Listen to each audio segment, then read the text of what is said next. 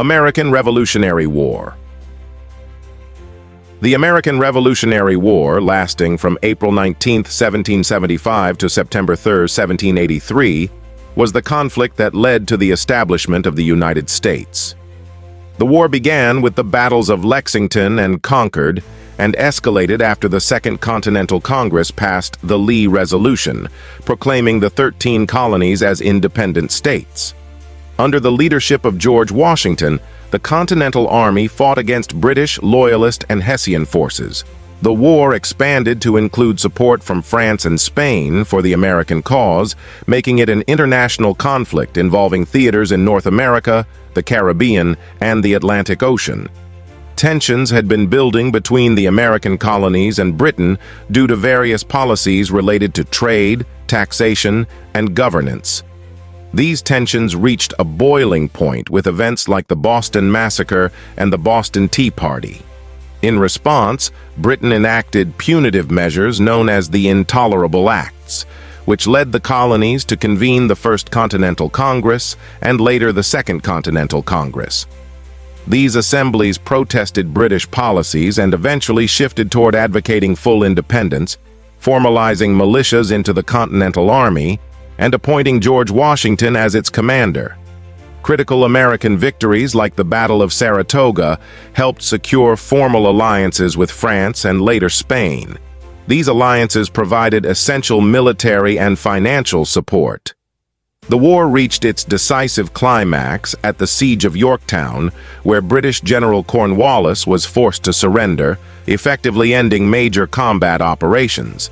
After continued diplomatic efforts, the war formally concluded with the signing of the Treaty of Paris in 1783, in which Britain acknowledged the United States as a sovereign nation. This war not only birthed a new nation but also set precedents in warfare, diplomacy, and governance that would have global repercussions. Prologue. The French and Indian War, part of the wider global conflict known as the 7 Years' War, ended with the 1763 Peace of Paris, which expelled France from its possessions in New France. The 1763 to 1765 Grenville Ministry instructed the Royal Navy to stop the trade of smuggled goods and enforce customs duties levied in American ports. The most important was the 1733 Molasses Act.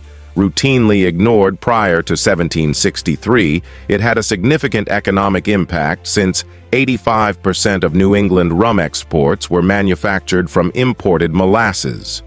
These measures were followed by the Sugar Act and Stamp Act, which imposed additional taxes on the colonies to pay for defending the western frontier. Tensions escalated following the destruction of a customs vessel in the June 1772 Gaspee Affair, then came to a head in 1773. A banking crisis led to the near collapse of the East India Company, which dominated the British economy. To support it, Parliament passed the Tea Act, giving it a trading monopoly in the 13 colonies. Since most American tea was smuggled by the Dutch, the act was opposed by those who managed the illegal trade, while being seen as yet another attempt to impose the principle of taxation by Parliament. Seeds of Revolution. The Stamp Act 1765 was an act of the Parliament of Great Britain, which imposed a direct tax on the British colonies in America and required that many printed materials in the colonies be produced on stamped paper from London, which included an embossed revenue stamp. Printed materials included legal documents, magazines, playing cards, newspapers, and many other types of paper used throughout the colonies, and it had to be paid in British currency, not in colonial paper money. The purpose of the tax was to pay for British military troops stationed in the American colonies after the French and Indian War. But the colonists had never feared a French invasion to begin with, and they contended that they had already paid their share of the war expenses. Colonists suggested that it was actually a matter of British patronage to surplus British officers and career soldiers who should be paid by London. The Stamp Act was very unpopular among colonists. A majority considered it a violation of their rights as Englishmen to be taxed without their consent. Consent that only the colonial legislatures could grant. Their slogan was, no taxation without representation. Colonial assemblies sent petitions and protests, and the Stamp Act Congress held in New York City was the first significant joint colonial response to any British measure when it petitioned Parliament and the King. One member of the British Parliament argued that the American colonists were no different from the 90% of Great Britain who did not own property and thus could not vote, but who were nevertheless virtually represented by land-owning electors and representatives who had common interests with them. Daniel Dulaney, a Maryland attorney and politician, disputed this assertion in a widely read pamphlet, arguing that the relations between the Americans and the English electors were not too infirm to be relied on for proper representation, virtual or otherwise. Local protest groups established committees of correspondence which created a loose coalition from New England to Maryland. Protests and demonstrations increased, often initiated by the Sons of Liberty and occasionally involving hanging of effigies. Very soon, all stamp tax distributors were intimidated into resigning their commissions, and the tax was never effectively collected. Quartering Acts.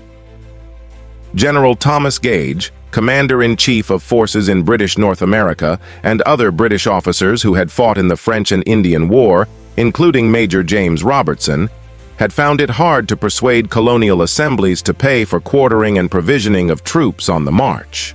Therefore, he asked Parliament to do something.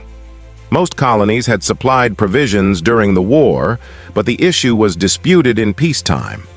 This first quartering act was given royal assent on May 15, 1765, and provided that Great Britain would house its soldiers in American barracks and public houses, as by the Mutiny Act 1765, but if its soldiers outnumbered the housing available, would quarter them in inns, livery stables, alehouses, victualling houses, and the houses of sellers of wine and houses of persons selling of rum, brandy, strong water, cider, or metheglin. And if numbers required in uninhabited houses, outhouses, barns, or other buildings. Colonial authorities were required to pay the cost of housing and feeding these soldiers. The Quartering Act 1774 was known as one of the coercive acts in Great Britain, and as part of the intolerable acts in the colonies. The Quartering Act applied to all of the colonies, and sought to create a more effective method of housing British troops in America. In a previous act, the colonies had been required to provide housing for soldiers, but colonial legislatures had been uncooperative in doing so. The new Quartering Act allowed a governor to house soldiers in other buildings if suitable quarters were not provided. Boston Massacre. The Boston Massacre was a confrontation in Boston on March 5, 1770, in which 9 British soldiers shot several of a crowd of 300 or 400 who were harassing them verbally and throwing various projectiles. The event was heavily publicized as a massacre by leading patriots such as Paul Revere and Samuel Adams. British troops had been stationed in the province of Massachusetts Bay since 1768 in order to support Crown-appointed officials and to enforce unpopular parliamentary legislation. Amid tense relations between the civilians and the soldiers, a mob formed around a British sentry and verbally abused him. He was eventually supported by 7 additional soldiers, led by Captain Thomas Preston, who were hit by clubs, stones, and snowballs. Eventually, one soldier fired, prompting the others to fire without an order by Preston. The gunfire instantly killed 3 people and wounded 8 others, 2 of whom later died of their wounds. The crowd eventually dispersed after Acting Governor Thomas Hutchinson promised an inquiry, but they reformed the next day, prompting the withdrawal of the troops to Castle Island. 8 soldiers, 1 officer, and 4 civilians were arrested and charged with murder, and they were defended by future U.S. President John Adams. 6 of the soldiers were acquitted. The other 2 were convicted of manslaughter and given reduced sentences. The 2 found guilty of manslaughter were sentenced to branding on their hand. Committees of correspondence. The function of the committees was to alert the residents of a given colony of the actions taken by the British Crown. and to disseminate information from cities to the countryside. The news was typically spread via handwritten letters or printed pamphlets, which would be carried by couriers on horseback or aboard ships.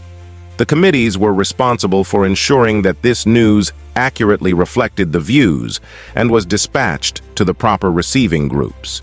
Many correspondents were members of colonial legislative assemblies, and others were also active in the Sons of Liberty and Stamp Act Congress. A total of about 7,000 to 8,000 patriots served on these committees at the colonial and local levels, comprising most of the leadership in their communities. Loyalists were naturally excluded.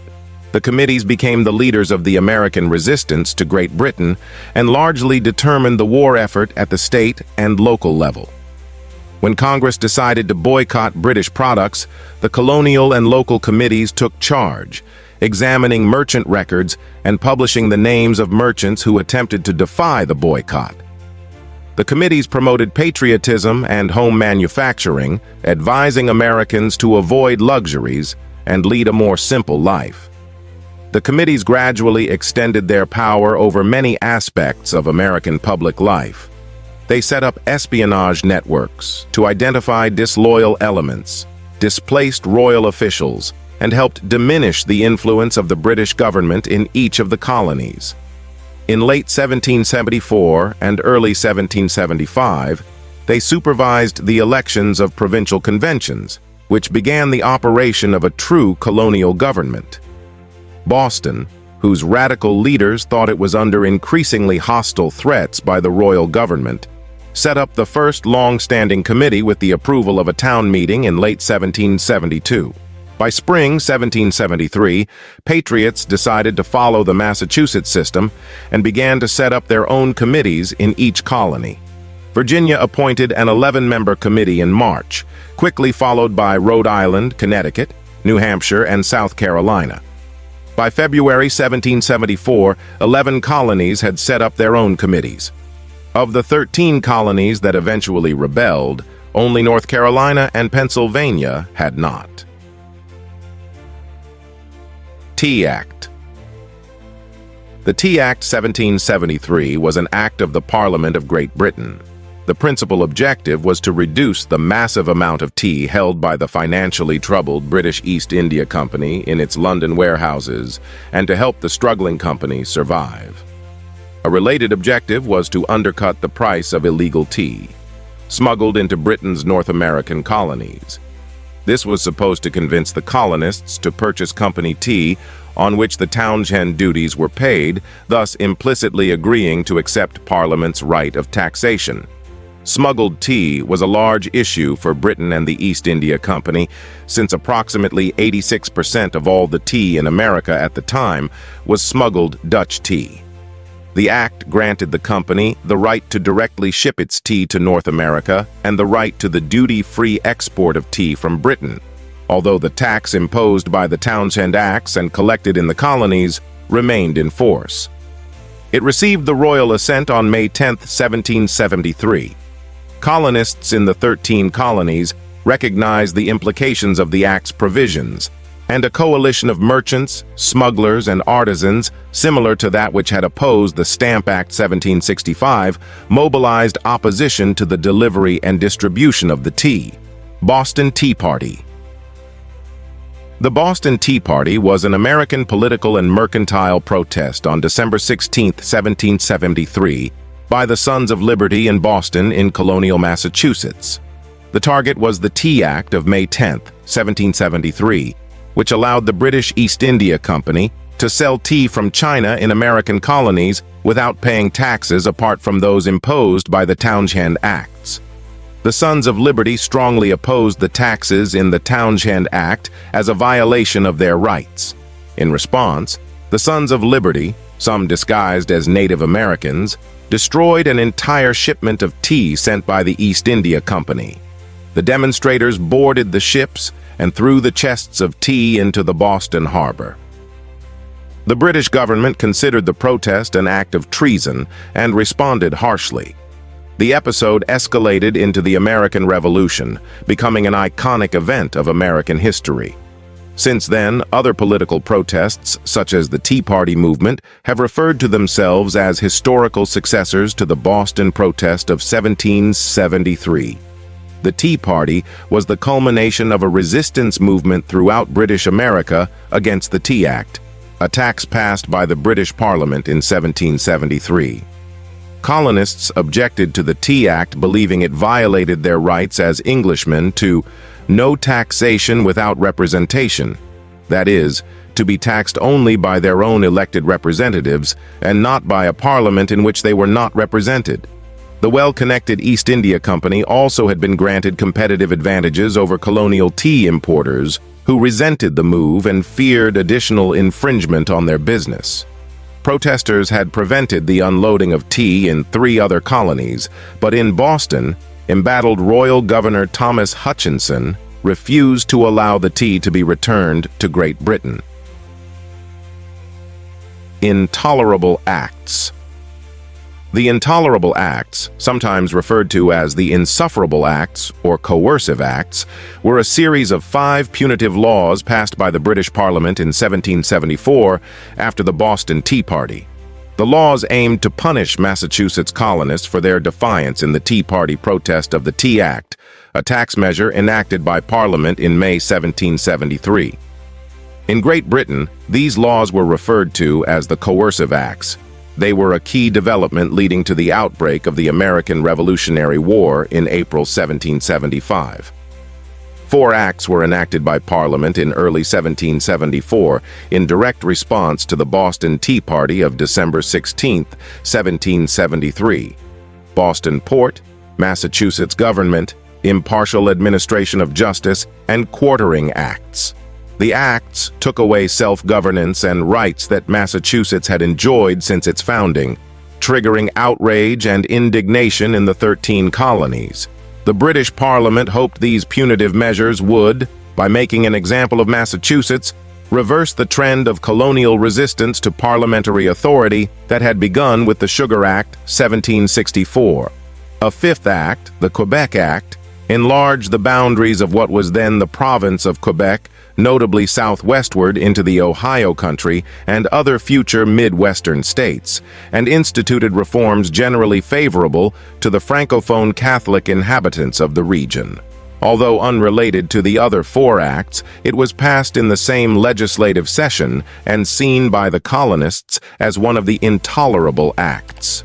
The Patriots viewed the acts as an arbitrary violation of the rights of Massachusetts, and in September 1774, they organized the First Continental Congress to coordinate a protest. As tensions escalated, the Revolutionary War broke out in April 1775, leading to the declaration of an independent United States of America in July 1776. First Continental Congress. The First Continental Congress was a meeting of delegates from 12 of the 13 British colonies that became the United States. It met from September 5 to October 26, 1774, at Carpenter's Hall in Philadelphia, Pennsylvania, after the British Navy instituted a blockade of Boston Harbor and Parliament passed the punitive Intolerable Acts in response to the December 1773 Boston Tea Party. During the opening weeks of the Congress, the delegates conducted a spirited discussion about how the colonies could collectively respond to the British government's coercive actions, and they worked to make a common cause. As a prelude to its decisions, the Congress's first action was the adoption of the Suffolk Resolves, a measure drawn up by several counties in Massachusetts that included a declaration of grievances, called for a trade boycott of British goods, and urged each colony to set up and train its own militia. A less radical plan was then proposed to create a union of Great Britain and the colonies, but the delegates tabled the measure and later struck it from the record of their proceedings. They then agreed on a declaration and resolves that included the Continental Association, a proposal for an embargo on British trade. They also drew up a petition to the king pleading for redress of their grievances and repeal of the Intolerable Acts.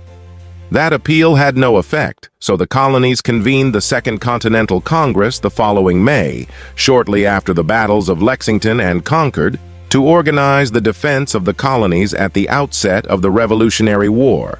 War starts battles of Lexington and Concord. The battles of Lexington and Concord, also called the Shot Heard Round the World, were the first military engagements of the American Revolutionary War.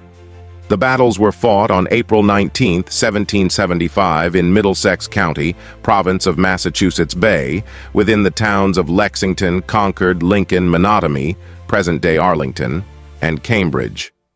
They marked the outbreak of armed conflict between the Kingdom of Great Britain and patriot militias from America's 13 colonies. In late 1774, colonial leaders adopted the Suffolk Resolves in resistance to the alterations made to the Massachusetts colonial government by the British Parliament following the Boston Tea Party. The Colonial Assembly responded by forming a patriot provisional government known as the Massachusetts Provincial Congress and calling for local militias to train for possible hostilities. The colonial government effectively controlled the colony outside of British-controlled Boston. In response, the British government, in February 1775, declared Massachusetts to be in a state of rebellion. About 700 British Army regulars in Boston, under Lieutenant Colonel Francis Smith, were given secret orders to capture and destroy colonial military supplies reportedly stored by the Massachusetts militia at Concord. Through effective intelligence gathering, Patriot leaders had received word weeks before the expedition that their supplies might be at risk and had moved most of them to other locations. On the night before the battle, warning of the British expedition had been rapidly sent from Boston to militias in the area by several riders, including Paul Revere and Samuel Prescott, with information about British plans. The initial mode of the Army's arrival by water was signaled from the Old North Church in Boston to Charlestown using lanterns to communicate 1 if by land, 2 if by sea. The first shots were fired just as the sun was rising at Lexington. 8 militiamen were killed, including Ensign Robert Monroe, their third in command. The British suffered only 1 casualty. The militia was outnumbered and fell back, and the regulars proceeded on to Concord, where they broke apart into companies to search for the supplies. At the North Bridge in Concord, approximately 400 militiamen engaged 100 regulars from 3 companies of the King's troops at about 11:00 a.m., resulting in casualties on both sides. The outnumbered regulars fell back from the bridge and rejoined the main body of British forces in Concord. The British forces began their return march to Boston after completing their search for military supplies, and more militiamen continued to arrive from the neighboring towns. Gunfire erupted again between the two sides and continued throughout the day as the regulars marched back towards Boston. Upon returning to Lexington, Lieutenant Cole Smith's expedition was rescued by reinforcements under Brigadier General Hugh Percy, a future Duke of Northumberland, styled at this time by the courtesy title Earl Percy. The combined force of about 1,700 men marched back to Boston under heavy fire in a tactical withdrawal and eventually reached the safety of Charlestown. The accumulated militias then blockaded the narrow land accesses to Charlestown and Boston, starting the Siege of Boston. Siege of Boston. In the morning after the battles of Lexington and Concord, Boston was surrounded by a huge militia army, numbering over 15,000, which had marched from throughout New England. Unlike the powder alarm, the rumors of spilled blood were true, and the Revolutionary War had begun. Now under the leadership of General Artemus Ward, who arrived on the 20th and replaced Brigadier General William Heath, they formed a siege line extending from Chelsea around the peninsulas of Boston and Charlestown to Roxbury, effectively surrounding Boston on 3 sides. In the days immediately following, the size of the colonial forces grew as militias from New Hampshire, Rhode Island, and Connecticut arrived on the scene. The Second Continental Congress adopted these men into the beginnings of the Continental Army. Even now, after open warfare had started, Gage still refused to impose martial law in Boston. He persuaded the town's selectmen to surrender all private weapons in return for promising that any inhabitant could leave town. The Siege of Boston was the opening phase of the American Revolutionary War. Capture of Fort Ticonderoga. The capture of Fort Ticonderoga occurred during the American Revolutionary War on May 10, 1775, when a small force of Green Mountain Boys led by Ethan Allen and Colonel Benedict Arnold surprised and captured the fort's small British garrison. The cannons and other armaments at Fort Ticonderoga were later transported to Boston by Colonel Henry Knox in the Noble Train of Artillery and used to fortify Dorchester Heights and break the standoff at the Siege of Boston. Capture of the fort marked the beginning of offensive action taken by the Americans against the British. After seizing Ticonderoga, a small detachment captured the nearby Fort Crown Point on May 11th. 7 days later, Arnold and 50 men raided Fort Saint-Jean on the Richelieu River in southern Quebec, seizing military supplies, cannons, and the largest military vessel on Lake Champlain. Although the scope of this military action was relatively minor, it had significant strategic importance. It impeded communication between northern and southern units of the British Army and gave the nascent Continental Army a staging ground for the invasion of Quebec later in 1775. It also involved two larger-than-life personalities in Allen and Arnold, each of whom sought to gain as much credit and honor as possible for these events. Most significantly, in an effort led by Henry Knox, artillery from Ticonderoga was dragged across Massachusetts to the heights commanding Boston Harbor, forcing the British to withdraw from that city. Continental Army formed on June 14, 1775, the Continental Congress authorized the creation of an Army of the United Colonies to fight against the British in the American Revolutionary War. This army, known as the Continental Army, was formed out of necessity because the colonies had no standing army or navy before the war. The army was composed of citizen soldiers who volunteered to serve and was led by George Washington, who was appointed commander-in-chief by the Continental Congress. The Continental Army was organized into regiments, divisions, and companies and was essential to the war effort, from their initial stand at Boston in 1775 to the victory at Yorktown in 1781. The dedication and excellent leadership of George Washington and the citizen soldiers enabled the Continental Army to overcome the vastly superior forces of the British and secure American independence. Battle of Bunker Hill. The Battle of Bunker Hill was fought on June 17, 1775, during the Siege of Boston in the first stage of the American Revolutionary War. Bunker Hill was the original objective of both the colonial and British troops, though the majority of combat took place on the adjacent hill, which became known as Breed's Hill. On June 13, 1775, the leaders of the colonial forces besieging Boston learned that the British were planning to send troops out from the city to fortify the unoccupied hills surrounding the city, which would give them control of Boston Harbor. In response, 200 colonial troops under the command of William Prescott stealthily occupied Bunker Hill and Breed's Hill. They constructed a strong redoubt on Breed's Hill overnight, as well as smaller fortified lines across the Charlestown Peninsula. By daybreak of June 17th, the British became aware of the presence of colonial forces on the peninsula and mounted an attack against them. The Americans repulsed 2 British assaults, with significant British casualties. The British captured the redoubt on their third assault after the defenders ran out of ammunition. The colonists retreated over Bunker Hill, leaving the British in control of the peninsula. The battle was a tactical victory for the British, but it proved to be a sobering experience for them. They incurred many more casualties than the Americans had sustained, including many officers. The battle had demonstrated that inexperienced militia were able to stand up to regular army troops in battle.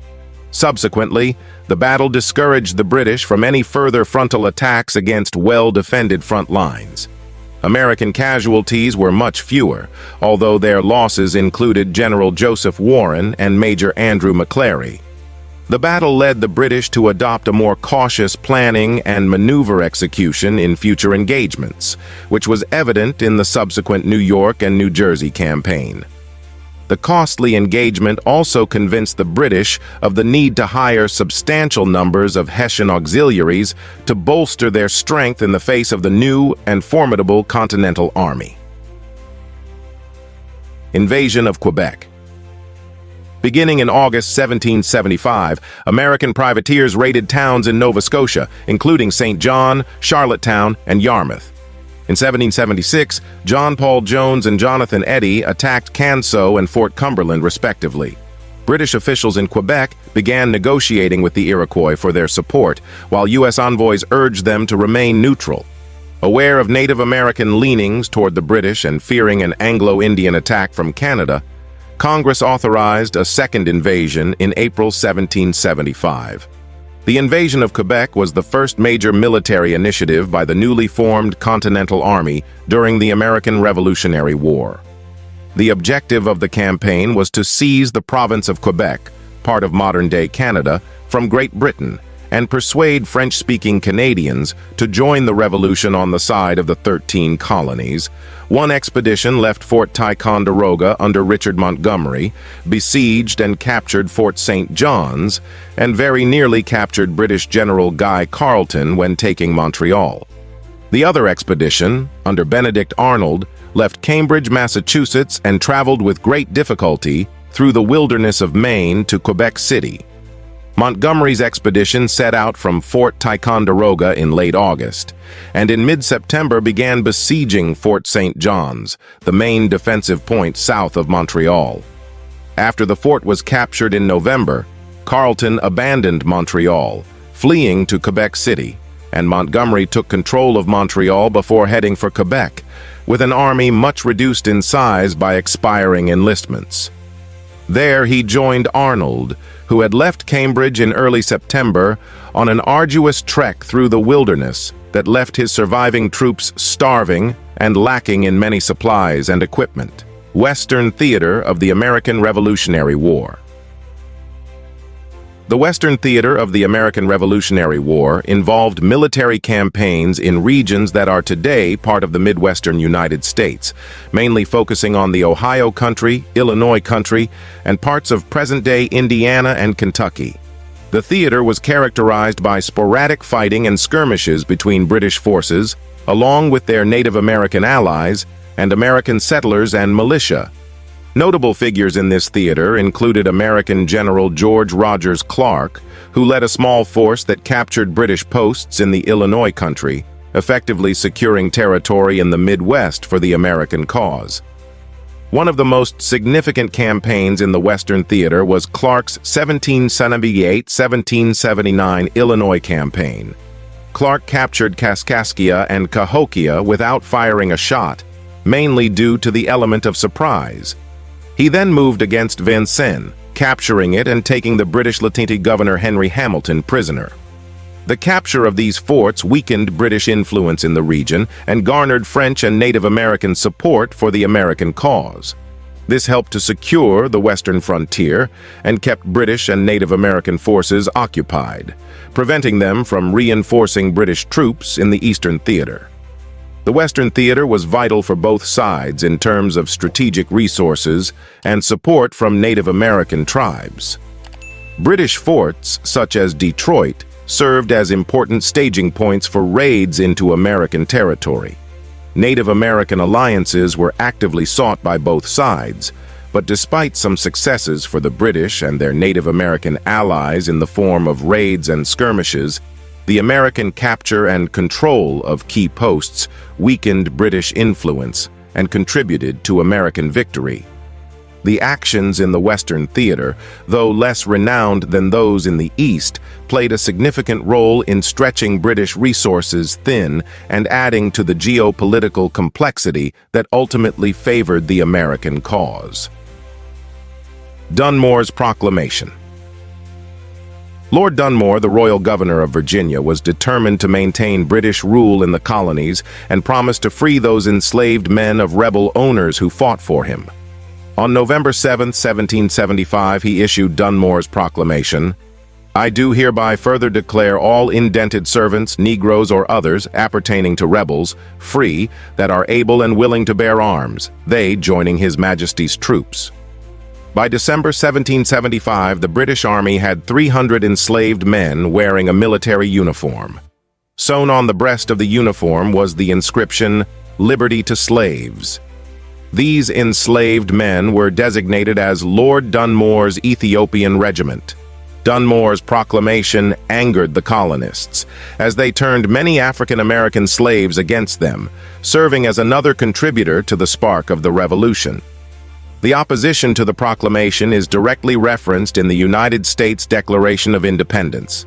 The support of African-American slaves would become an essential element to the Revolutionary Army and the British Army, and it would become a competition between both sides to enlist as many African-American slaves as possible. Dunmore's black soldiers aroused fear among some patriots. The Ethiopian unit was used most frequently in the South, where the African population was oppressed to the breaking point. As a response to expressions of fear posed by armed black men in December 1775, Washington wrote a letter to Colonel Henry Lee III, stating that success in the war would come to whatever side could arm black men the fastest.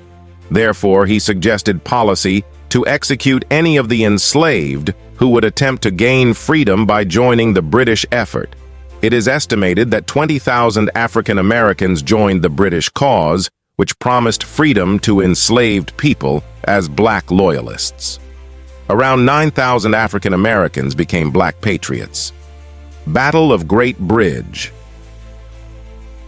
Following increasing political and military tensions in early 1775, both Dunmore and colonial rebel leaders recruited troops and engaged in a struggle for available military supplies. The struggle eventually focused on Norfolk, where Dunmore had taken refuge aboard a Royal Navy vessel.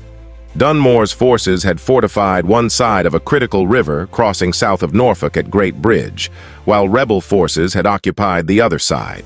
In an attempt to break up the rebel gathering, Dunmore ordered an attack across the bridge, which was decisively repulsed.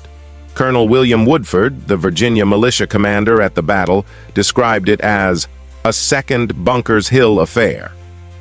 Shortly thereafter, Norfolk, at the time a Loyalist center, was abandoned by Dunmore and the Tories, who fled to Navy ships in the harbor. Rebel-occupied Norfolk was destroyed on January 1, 1776, in an action begun by Dunmore and completed by rebel forces. Battle of Quebec. The Battle of Quebec was fought on December 31, 1775, between American Continental Army forces and the British defenders of Quebec City early in the American Revolutionary War. The battle was the first major defeat of the war for the Americans, and it came with heavy losses.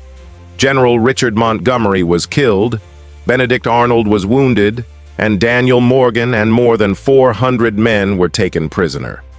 The city's garrison, a motley assortment of regular troops and militia led by Quebec's provincial governor, General Guy Carleton, suffered a small number of casualties. Common Sense. On January 10, 1775, Common Sense by Thomas Paine was published. The pamphlet was a call to arms for the American colonies to declare their independence from British rule. Paine wrote in a clear and persuasive style, making a case for American independence that was easily understood by the average person. The main argument Paine makes in Common Sense is that the American colonies should break away from British rule because they are not truly represented in the British government and are instead being unfairly governed by a distant and corrupt monarchy. He argues that the idea of a virtual representation in which the colonists are supposed to be represented by British members of Parliament is a fallacy, and that the colonists should instead govern themselves. Paine also makes the case that the colonies have the natural right to govern themselves, citing the fact that the colonies are separated by a wide ocean from Britain and have their own distinct societies, economies, and interests. He argues that the colonists have the ability to create a just and equal society based on the principles of democracy and republicanism. Paine also criticizes the idea of monarchy and hereditary rule, arguing that it is unjust and a relic of a bygone era. He instead argues that government should be based on the consent of the governed and should be a republic governed by elected representatives. The pamphlet was widely read and had a major influence on the American Revolution, helping to mobilize support for independence. It was an instant success, with 50,000 copies distributed in the colonies within 3 months of publication. This work is considered as one of the most influential pamphlet on the American Revolution and on the course of Western history. Battle of the Rice Boats. In December 1775, the British Army was besieged in Boston. In need of provisions, a Royal Navy fleet was sent to Georgia to purchase rice and other supplies. The arrival of this fleet prompted the colonial rebels, Patriot Militia, who controlled the Georgia government, to arrest the British Royal Governor, James Wright, and to resist the British seizure and removal of supply ships anchored at Savannah.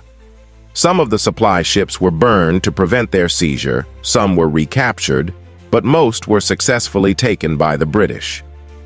Governor Wright escaped from his confinement and safely reached one of the fleet's ships. His departure marked the end of British control over Georgia, although it was briefly restored when Savannah was retaken by the British in 1778. Wright again ruled from 1779 to 1782, when British troops were finally withdrawn during the closing days of the war. British evacuate Boston. Between November 1775 and February 1776, Colonel Henry Knox and a team of engineers used sledges to retrieve 60 tons of heavy artillery that had been captured at Fort Ticonderoga, bringing them across the frozen Hudson and Connecticut rivers in a difficult, complex operation. They arrived back at Cambridge on January 24, 1776. Some of the Ticonderoga cannons were of a size and range not previously available to the Americans. They were placed in fortifications around the city, and the Americans began to bombard the city on the night of March 2, 1776, to which the British responded with cannonades of their own. The American guns under the direction of Colonel Knox continued to exchange fire with the British until March 4th. On March 10, 1776, General Howe issued a proclamation ordering the inhabitants of Boston to give up all linen and woolen goods that could be used by the colonists to continue the war. Loyalist Crean Brush was authorized to receive these goods, in return for which he gave certificates that were effectively worthless. Over the next week, the British fleet sat in Boston Harbor waiting for favorable winds, while Loyalists and British soldiers were loaded onto the ships. During this time, American naval vessels outside the harbor successfully captured several British supply ships. On March 15th, the wind became favorable for the British, but it turned against them before they could leave. On March 17th, the wind once again turned favorable. The troops were authorized to burn the town if there were any disturbances while they were marching to their ships. They began to move out at 4 a.m. By 9 a.m., all ships were underway. The fleet departing from Boston included 120 ships with more than 11,000 people on board. Of those, 9,906 were British troops, 667 were women, and 553 were children. Battle of the Cedars. The Battle of the Cedars was a series of military confrontations early in the American Revolutionary War during the Continental Army's invasion of Canada that had begun in September 1775. The skirmishes, which involved limited combat, occurred in May 1776 at and around the Cedars, 45 kilometers, 28 miles west of Montreal, British America. Continental Army units were opposed by a small force of British troops leading a larger force of Indians, primarily Iroquois, and militia. Brigadier General Benedict Arnold, commanding the American military garrison at Montreal, had placed a detachment of his troops at the Cedars in April 1776, after hearing of rumors of British and Indian military preparations to the west of Montreal. The garrison surrendered on May 19th, after a confrontation with a combined force of British and Indian troops led by Captain George Forster. American reinforcements on their way to the Cedars were also captured after a brief skirmish on May 20th.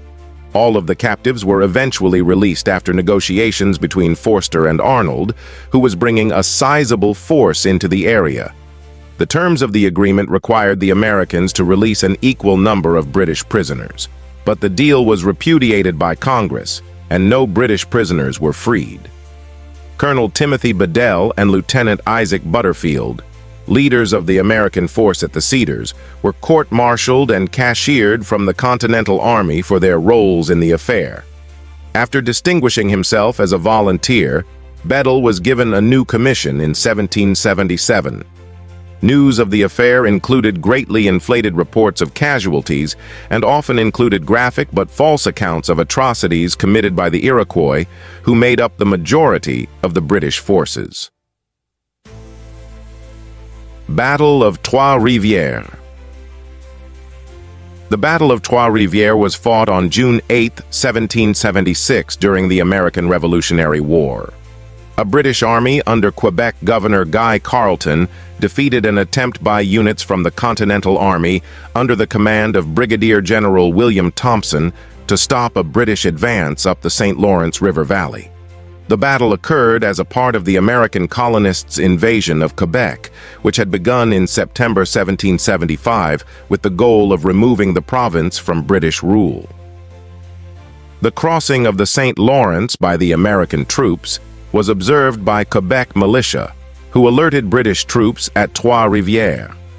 A local farmer led the Americans into a swamp, enabling the British to land additional forces in the village and to establish positions behind the American army.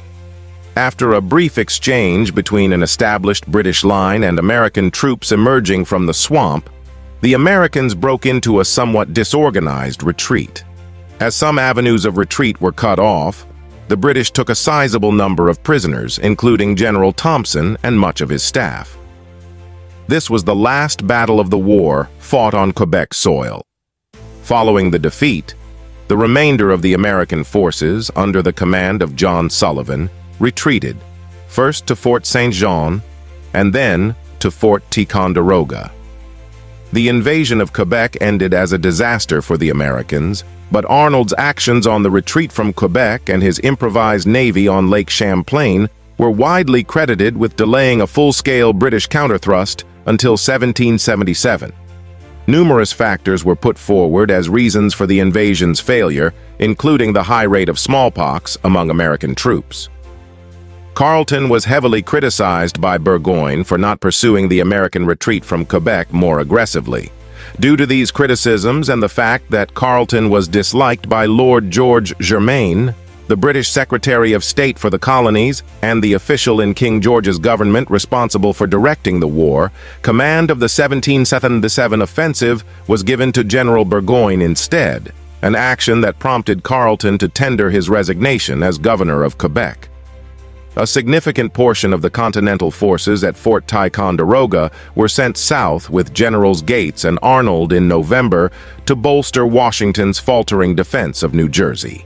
He had already lost New York City, and by early December had crossed the Delaware River into Pennsylvania, leaving the British free to operate in New Jersey. Conquering Quebec and other British colonies remained an objective of Congress throughout the war. However, George Washington, who had supported this invasion, considered any further expeditions a low priority that would divert too many men and resources away from the main war in the 13 colonies, so further attempts at expeditions to Quebec were never fully realized. Battle of Sullivan's Island. The Battle of Sullivan's Island took place near Charleston, South Carolina, during the first British attempt to capture the city from American forces. It is also sometimes referred to as the First Siege of Charleston, owing to a more successful British siege in 1780. British Momentum, New York and New Jersey Campaign. The New York and New Jersey Campaign of 1776 to 1777 was a pivotal series of battles in the American Revolutionary War between British forces led by General Sir William Howe and the Continental Army under General George Washington. Howe began by successfully driving Washington out of New York, landing on Staten Island, and later defeating him on Long Island. However, the British campaign started to lose momentum as they extended into New Jersey. Washington's army managed to make strategic retreats, first across the Hudson River and then across New Jersey, evading capture and preserving the Continental Army despite suffering from declining numbers and low morale. The turning point in the campaign came during the winter months. Howe decided to establish a chain of outposts stretching from New York City to Burlington, New Jersey, and ordered his troops into winter quarters. Seizing this opportunity, Washington led a daring and morale-boosting attack against the British garrison at Trenton on December 26, 1776. This victory led Howe to pull back his outposts closer to New York, while Washington established his winter camp at Morristown, New Jersey. Both sides continued to skirmish in the New York and New Jersey area, but the focus of the war started to shift to other theaters. Despite the mixed results, the British managed to hold New York Harbor for the remainder of the war, using it as a base for other military expeditions. In 1777, Howe initiated a campaign aimed at capturing Philadelphia, the revolutionary capital, leaving the New York area under the command of General Sir Henry Clinton. Concurrently, another British force led by General John Burgoyne tried and failed to control the Hudson River Valley, culminating in a critical defeat at Saratoga. Overall, while the New York and New Jersey campaign initially appeared advantageous for the British, its inconclusive end marked a vital stabilization point for the American forces and set the stage for subsequent conflicts and alliances. United States Declaration of Independence. The United States Declaration of Independence is the pronouncement adopted by the Second Continental Congress meeting in Philadelphia, Pennsylvania, on July 4, 1776. The Declaration explained why the 13 colonies at war with the Kingdom of Great Britain regarded themselves as 13 independent sovereign states, no longer under British rule. With the Declaration, these new states took a collective first step toward forming the United States of America. The Declaration was signed by representatives from New Hampshire, Massachusetts Bay, Rhode Island, Connecticut, New York, New Jersey, Pennsylvania, Maryland, Delaware, Virginia, North Carolina, South Carolina, and Georgia. Support for independence was boosted by Thomas Paine's pamphlet Common Sense, which was published January 10, 1776, and argued for American self-government and was widely reprinted. To draft the Declaration of Independence, the Second Continental Congress appointed the Committee of Five, consisting of Thomas Jefferson, John Adams, Benjamin Franklin, Roger Sherman, and Robert Livingston. The Declaration was written almost exclusively by Jefferson, who wrote it largely in isolation between June 11th and June 28, 1776, in a three-story residence at 700 Market Street in Philadelphia. Identifying inhabitants of the 13 colonies as one people, the Declaration simultaneously dissolved political links with Britain, while including a long list of alleged violations of English rights committed by George III. This is also one of the foremost times that the colonies were referred to as United States, rather than the more common United Colonies. On July 2nd, Congress voted for independence and published the Declaration on July 4th, which Washington read to his troops in New York City on July 9th. At this point, the Revolution ceased to be an internal dispute over trade and tax policies and had evolved into a civil war, since each state represented in Congress was engaged in a struggle with Britain, but also split between American patriots and American loyalists. Patriots generally supported independence from Britain and a new national union in Congress, while loyalists remained faithful to British rule. Estimates of numbers vary, one suggestion being the population as a whole was split evenly between committed patriots, committed loyalists, and those who were indifferent. Others calculate the split as 40% patriot, 40% neutral, 20% loyalist, but with considerable regional variations. Battle of Long Island. The Battle of Long Island, also known as the Battle of Brooklyn and the Battle of Brooklyn Heights, was an action of the American Revolutionary War fought on Tuesday, August 27, 1776, at the western edge of Long Island in the present-day Brooklyn, New York. The British defeated the Americans and gained access to the strategically important port of New York, which they held for the rest of the war. It was the first major battle to take place after the United States declared its independence on July 4th, and in troop deployment and combat, it was the largest battle of the war. After defeating the British in the Siege of Boston on March 17th, Commander-in-Chief George Washington relocated the Continental Army to defend the port city of New York, located at the southern end of Manhattan Island. Washington understood that the city's harbor would provide an excellent base for the Royal Navy, so he established defenses there and waited for the British to attack. In July, the British, under the command of General William Howe, landed a few miles across the harbor on the sparsely populated Staten Island, where they were reinforced by a fleet of ships in lower New York Bay over the next month and a half, bringing their total force to 32,000 troops. Washington knew the difficulty in holding the city with the British fleet in control of the entrance to the harbor at the Narrows, and accordingly moved the bulk of his forces to Manhattan, believing that it would be the first target. On August 21st, the British landed on the shores of Gravesend Bay in southwest Kings County, across the Narrows from Staten Island and more than a dozen miles south of the established East River crossings to Manhattan. After 5 days of waiting, the British attacked the American defenses on the Guan Heights. Unknown to the Americans, however, Howe had brought his main army around their rear and attacked their flank soon after.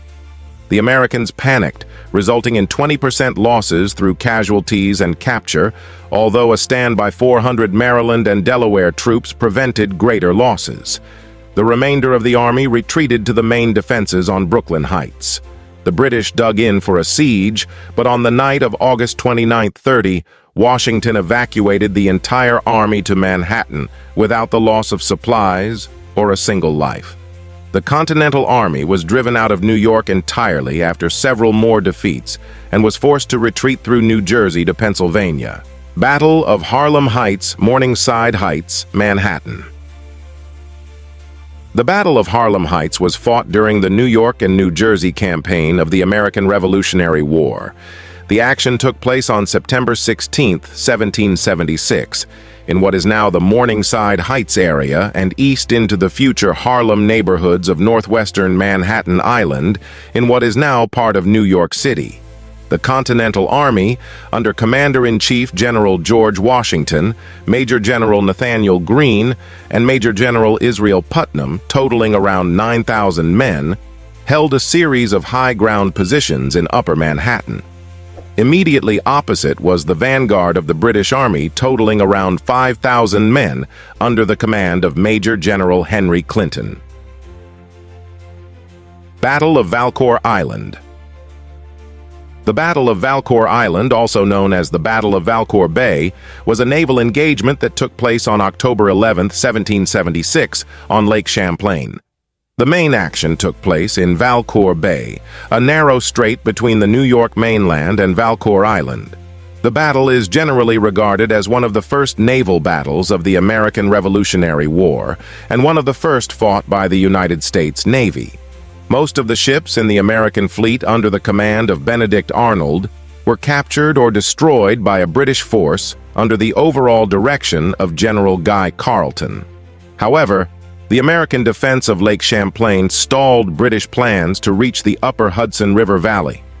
The Continental Army had retreated from Quebec to Fort Ticonderoga and Fort Crown Point in June 1776 after British forces were massively reinforced.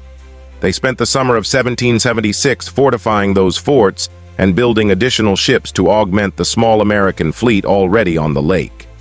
General Carleton had a 9,000-man army at Fort St. Jean, but needed to build a fleet to carry it on the lake. The Americans, during their retreat, had either taken or destroyed most of the ships on the lake. By early October, the British fleet, which significantly outgunned the American fleet, was ready for launch. Battle of White Plains. The Battle of White Plains was a battle in the New York and New Jersey campaign of the American Revolutionary War, fought on October 28, 1776, near White Plains, New York.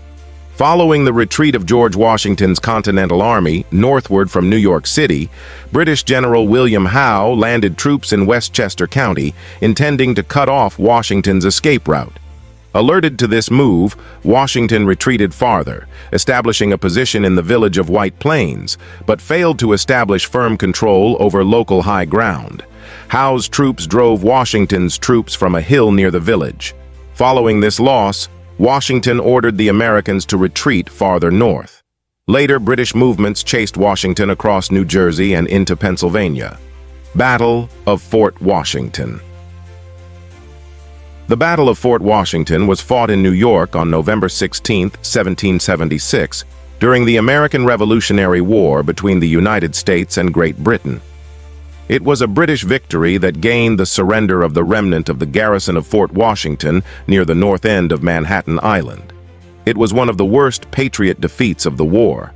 After defeating the Continental Army under Commander-in-Chief General George Washington at the Battle of White Plains, the British Army forces under the command of Lieutenant General William Howe planned to capture Fort Washington, the last American stronghold on Manhattan. General Washington issued a discretionary order to General Nathanael Greene to abandon the fort and remove its garrison, then numbering 1,200 men, but which later grew to 3,000, to New Jersey. Colonel Robert Magaw, commanding the fort, declined to abandon it as he believed it could be defended from the British. Howe's forces attacked the fort before Washington reached it to assess the situation. Howe launched his attack on November 16th. He led an assault from three sides, the north, east, and south. Tides in the Harlem River prevented some troops from landing and delayed the attack. When the British moved against the defenses, the Southern and Western American defenses fell quickly, and the obstacles meant to deter an attack were bypassed with ease. Patriot forces on the north side offered stiff resistance to the Hessian attack, but they too were eventually overwhelmed. With the fort surrounded by land and sea, Colonel Magaw chose to surrender. A total of 59 Americans were killed in action, and 2,137 were taken as prisoners of war. 3 days after the fall of Fort Washington, the Patriots abandoned Fort Lee. Washington and the Army retreated through New Jersey and crossed the Delaware River into Pennsylvania northwest of Trenton, pursued as far as New Brunswick, New Jersey by British forces. The British consolidated their control of New York Harbor and eastern New Jersey. Crossing of the Delaware River. George Washington's crossing of the Delaware River, which occurred on the night of December 25, 1776, during the American Revolutionary War, was the first move in a surprise attack organized by George Washington against Hessian forces, German auxiliaries in the service of the British, in Trenton, New Jersey, on the morning of December 26. Planned in partial secrecy, Washington led a column of Continental Army troops across the icy Delaware River in a logistically challenging and dangerous operation.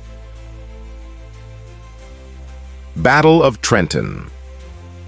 After the Battle of Fort Washington, the main force of British troops returned to New York for the winter season. They left mainly Hessian troops in New Jersey. These troops were under the command of Colonel Rahl and Colonel von Donop. They were ordered to form small outposts in and around Trenton. Howe then sent troops under the command of Charles Cornwallis across the Hudson River into New Jersey and chased Washington across New Jersey. Washington's army was shrinking because of expiring enlistments and desertions, and suffered from poor morale because of the defeats in the New York area.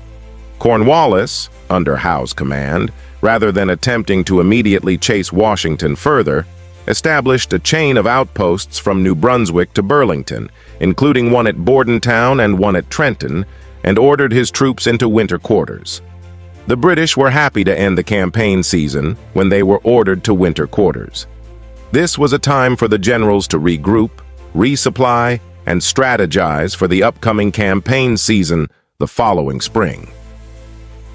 After General George Washington's crossing of the Delaware River north of Trenton the previous night, Washington led the main body of the Continental Army against Hessian auxiliaries garrisoned at Trenton. After a brief battle, almost two-thirds of the Hessian force was captured, with negligible losses to the Americans. The Battle of Trenton significantly boosted the Continental Army's waning morale and inspired re-enlistments. Forage War. The Forage War was a partisan campaign consisting of numerous small skirmishes that took place in New Jersey during the American Revolutionary War between January and March 1777, following the battles of Trenton and Princeton. After both British and Continental Army troops entered their winter quarters in early January, Continental Army regulars and militia companies from New Jersey and Pennsylvania engaged in numerous scouting and harassing operations against the British and German troops quartered in New Jersey. The British troops wanted to have fresh provisions to consume and also required fresh forage for their draft animals and horses. General George Washington ordered the systematic removal of such supplies from areas easily accessible to the British, and companies of American militia and troops harassed British and German forays to acquire such provisions. While many of these operations were small, in some cases they became quite elaborate, involving more than 1,000 troops.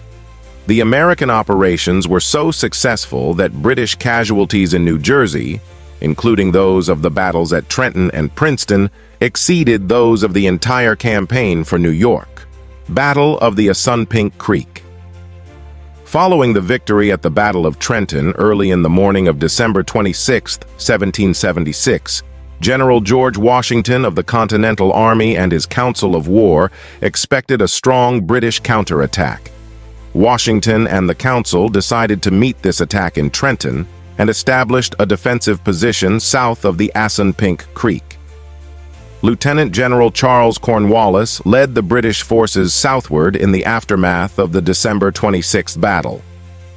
Leaving 2,400 men under Lieutenant Colonel Charles Mawhood in Princeton, Cornwallis advanced on Trenton with about 5,000 men on January 2nd. His advance was significantly slowed by defensive skirmishing by American riflemen under the command of Edward Hand, and the advance guard did not reach Trenton until twilight. After assaulting the American positions 3 times and being repulsed each time, Cornwallis decided to wait and finish the battle the next day. Washington moved his army around Cornwallis's camp that night and attacked Mawhood at Princeton the next day. That defeat prompted the British to withdraw from most of New Jersey for the winter. Battle of Princeton. On the night of January 2, 1777, Washington repulsed a British attack at the Battle of the Assunpink Creek. That night, he evacuated his position, circled around General Cornwallis's army, and went to attack the British garrison at Princeton. On January 3rd, Brigadier General Hugh Mercer of the Continental Army clashed with 2 regiments under the command of Mawhood. Mercer and his troops were overrun, and Mercer was mortally wounded. Washington sent a brigade of militia under Brigadier General John Cadwalader to help them. The militia, on seeing the flight of Mercer's men, also began to flee. Washington rode up with reinforcements and rallied the fleeing militia. He then led the attack on Mawhood's troops, driving them back. Mawhood gave the order to retreat, and most of the troops tried to flee to Cornwallis in Trenton. After entering Princeton, the Americans began to loot the abandoned British supply wagons and the town. With news that Cornwallis was approaching, Washington knew he had to leave Princeton. Washington wanted to push on to New Brunswick and capture a British pay chest of 70,000 pounds, but Major Generals Henry Knox and Nathaniel Greene talked him out of it. Instead, Washington moved his army to Somerset Courthouse on the night of January 3rd, then marched to Plaquemine by January 5th, and arrived at Morristown by sunset the next day for winter encampment. After the battle, Cornwallis abandoned many of his posts in New Jersey and ordered his army to retreat to New Brunswick. The next several months of the war consisted of a series of small-scale skirmishes known as the Forage War. Battle of Bound Brook. The Battle of Bound Brook, April 13, 1777, was a surprise attack conducted by British and Hessian forces against a Continental Army outpost at Bound Brook, New Jersey, during the American Revolutionary War. The British objective of capturing the entire garrison was not met, although prisoners were taken. The U.S. commander, Major General Benjamin Lincoln, left in great haste, abandoning papers and personal effects. Late on the evening of April 12, 1777, 4,000 British and Hessian troops, under the command of Lieutenant General Charles Cornwallis, marched from the British stronghold of New Brunswick. All but one detachment reached positions surrounding the outpost before the battle began near daybreak the next morning.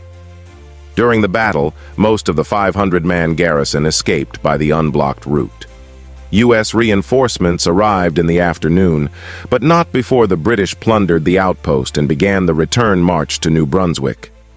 General Washington moved his army from its winter quarters at Morristown to a more forward position at Middlebrook in late May to better react to British moves. As General Howe prepared his Philadelphia campaign, he first moved a large portion of his army to Somerset Courthouse in mid-June, apparently in an attempt to draw Washington from the Middlebrook position. When this failed, Howe withdrew his army back to Perth Amboy and embarked it on ships bound for the Chesapeake Bay. Northern and coastal New Jersey continued to be the site of skirmishing and raiding by the British forces that occupied New York City for the rest of the war. Meigs Raid. The Meigs Raid, also known as the Battle of Sag Harbor, was a military raid by American Continental Army forces under the command of Connecticut Colonel Returned Jonathan Meigs on a British Loyalist foraging party at Sag Harbor, New York, on May 24, 1777, during the American Revolutionary War. 6 Loyalists were killed and 90 captured, while the Americans suffered no casualties. The raid was made in response to a successful British raid on Danbury, Connecticut in late April that was opposed by American forces in the Battle of Ridgefield. Organized in New Haven, Connecticut by Brigadier General Samuel Holden Parsons, the expedition crossed Long Island Sound from Guilford on May 23rd, dragged whaleboats across the North Fork of Long Island, and raided Sag Harbor early the next morning, destroying boats and supplies. The battle marked the first American victory in the state of New York after New York City and Long Island had fallen in the British campaign for the city in 1776. Philadelphia Campaign. The Philadelphia Campaign, 1777-1778, was a British effort in the American Revolutionary War to gain control of Philadelphia, the Revolutionary-era capital where the Second Continental Congress convened and signed the Declaration of Independence, which formalized and escalated the war. As part of the Philadelphia Campaign, British General William Howe, after failing to draw the Continental Army under General George Washington into a battle in North Jersey, embarked his army on transports and landed them at the northern end of the Chesapeake Bay. From there, he advanced northward toward Philadelphia. Washington prepared defenses against Howe's movements at Brandywine Creek, but was flanked and beaten back in the Battle of Brandywine on September 11, 1777. After further skirmishes and maneuvers, Howe entered and occupied Philadelphia. Washington then unsuccessfully attacked one of Howe's garrisons at Germantown before retreating to Valley Forge for the winter. Howe's campaign was controversial because while he succeeded in capturing the American capital of Philadelphia, he proceeded slowly and did not aid the concurrent campaign of John Burgoyne further north, which ended in disaster for the British in the battles of Saratoga and brought France into the war. Howe resigned during the occupation of Philadelphia and was replaced by his second-in-command, General Sir Henry Clinton. Clinton evacuated Philadelphia and moved his troops back to New York City in 1778 in order to stiffen that city's defenses against a possible combined Franco-American attack. Washington then harried the British Army all the way across New Jersey and forced a battle at Monmouth Courthouse that was one of the war's largest battles. At the end of the Philadelphia campaign in 1778, the two armies found themselves in roughly the same strategic positions that they had been in before Howe launched the attack on Philadelphia. Siege of Fort Ticonderoga. The 1777 Siege of Fort Ticonderoga occurred between the 2nd and 6th of July 1777 at Fort Ticonderoga, near the southern end of Lake Champlain in the state of New York. Lieutenant General John Burgoyne's 8,000-man army occupied high ground above the fort and nearly surrounded the defenses. These movements precipitated the occupying Continental Army, an understrength force of 3,000 under the command of General Arthur St. Clair, to withdraw from Ticonderoga and the surrounding defenses. Some gunfire was exchanged, and there were some casualties, but there was no formal siege and no pitched battle. Burgoyne's army occupied Fort Ticonderoga and Mount Independence, the extensive fortifications on the Vermont side of the lake, without opposition on 6th of July. Advance units pursued the retreating Americans. The uncontested surrender of Ticonderoga caused an uproar in the American public and in its military circles, as Ticonderoga was widely believed to be virtually impregnable and a vital point of defense. General St. Clair and his superior, General Philip Schuyler, were vilified by Congress. Battle of Oriskany. The Battle of Oriskany was one of the bloodiest battles in the American Revolutionary War and a significant engagement of the Saratoga Campaign. On August 6, 1777, a party of Loyalists and several hundred indigenous allies across several nations ambushed an American military party that was marching to relieve the siege of Fort Stanwix. This was one of the few battles in which the majority of the participants were Americans. Rebels and allied Oneidas fought against Loyalists and allied Iroquois in the absence of British regular soldiers.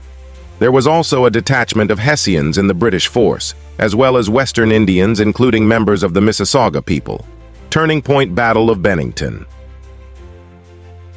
The Battle of Bennington was a battle of the American Revolutionary War, part of the Saratoga Campaign, that took place on August 16, 1777, on a farm in Walloomsac, New York, about 10 miles, 16 kilometers, from its namesake, Bennington, Vermont. A rebel force of 2,000 men, primarily New Hampshire and Massachusetts militiamen, led by General John Stark, and reinforced by Vermont militiamen, led by Colonel Seth Warner and members of the Green Mountain Boys, decisively defeated a detachment of General John Burgoyne's army, led by Lieutenant Colonel Friedrich Baum, and supported by additional men under Lieutenant Colonel Heinrich von Breymann. Baum's detachment was a mixed force of 700, composed primarily of dismounted Brunswick Dragoons, Canadians, Loyalists, and Indians. He was sent by Burgoyne to raid Bennington in the disputed New Hampshire Grants area for horses, draft animals, provisions, and other supplies. Believing the town to be only lightly defended, Burgoyne and Baum were unaware that Stark and 1,500 militiamen were stationed there. After a rain-caused standoff, Stark's men enveloped Baum's position, taking many prisoners and killing Baum. Reinforcements for both sides arrived as Stark and his men were mopping up, and the battle restarted, with Warner and Stark driving away Breymann's reinforcements with heavy casualties. The battle was a major strategic success for the American cause and is considered part of the turning point of the Revolutionary War. It reduced Burgoyne's army in size by almost 1,000 men, led his Native American supporters to largely abandon him, and deprived him of much-needed supplies, such as mounts for his cavalry regiments, draft animals, and provisions, all factors that contributed to Burgoyne's eventual defeat at Saratoga. The victory galvanized colonial support for the independence movement and played a key role in bringing France into the war on the rebel side. The battle's anniversary is celebrated in the state of Vermont as Bennington Battle Day. Battle of Brandywine. The Battle of Brandywine, also known as the Battle of Brandywine Creek, was fought between the American Continental Army of General George Washington and the British Army of General Sir William Howe on September 11, 1777, as part of the American Revolutionary War, 1775-1783. The forces met near Chadds Ford, Pennsylvania. More troops fought at Brandywine than any other battle of the American Revolution. It was also the second single-day battle of the war, after the Battle of Monmouth, with continuous fighting for 11 hours. As Howe moved to take Philadelphia, then the American capital, the British forces routed the Continental Army and forced them to withdraw, first to the city of Chester, Pennsylvania, and then northeast toward Philadelphia. Howe's army departed from Sandy Hook, New Jersey, across New York Bay from the occupied town of New York City on the southern tip of Manhattan Island on July 23, 1777, and landed near present-day Elkton, Maryland, at the point of the head of Elk by the Elk River at the northern end of the Chesapeake Bay at the southern mouth of the Susquehanna River. Marching north, the British Army brushed aside American light forces in a few skirmishes.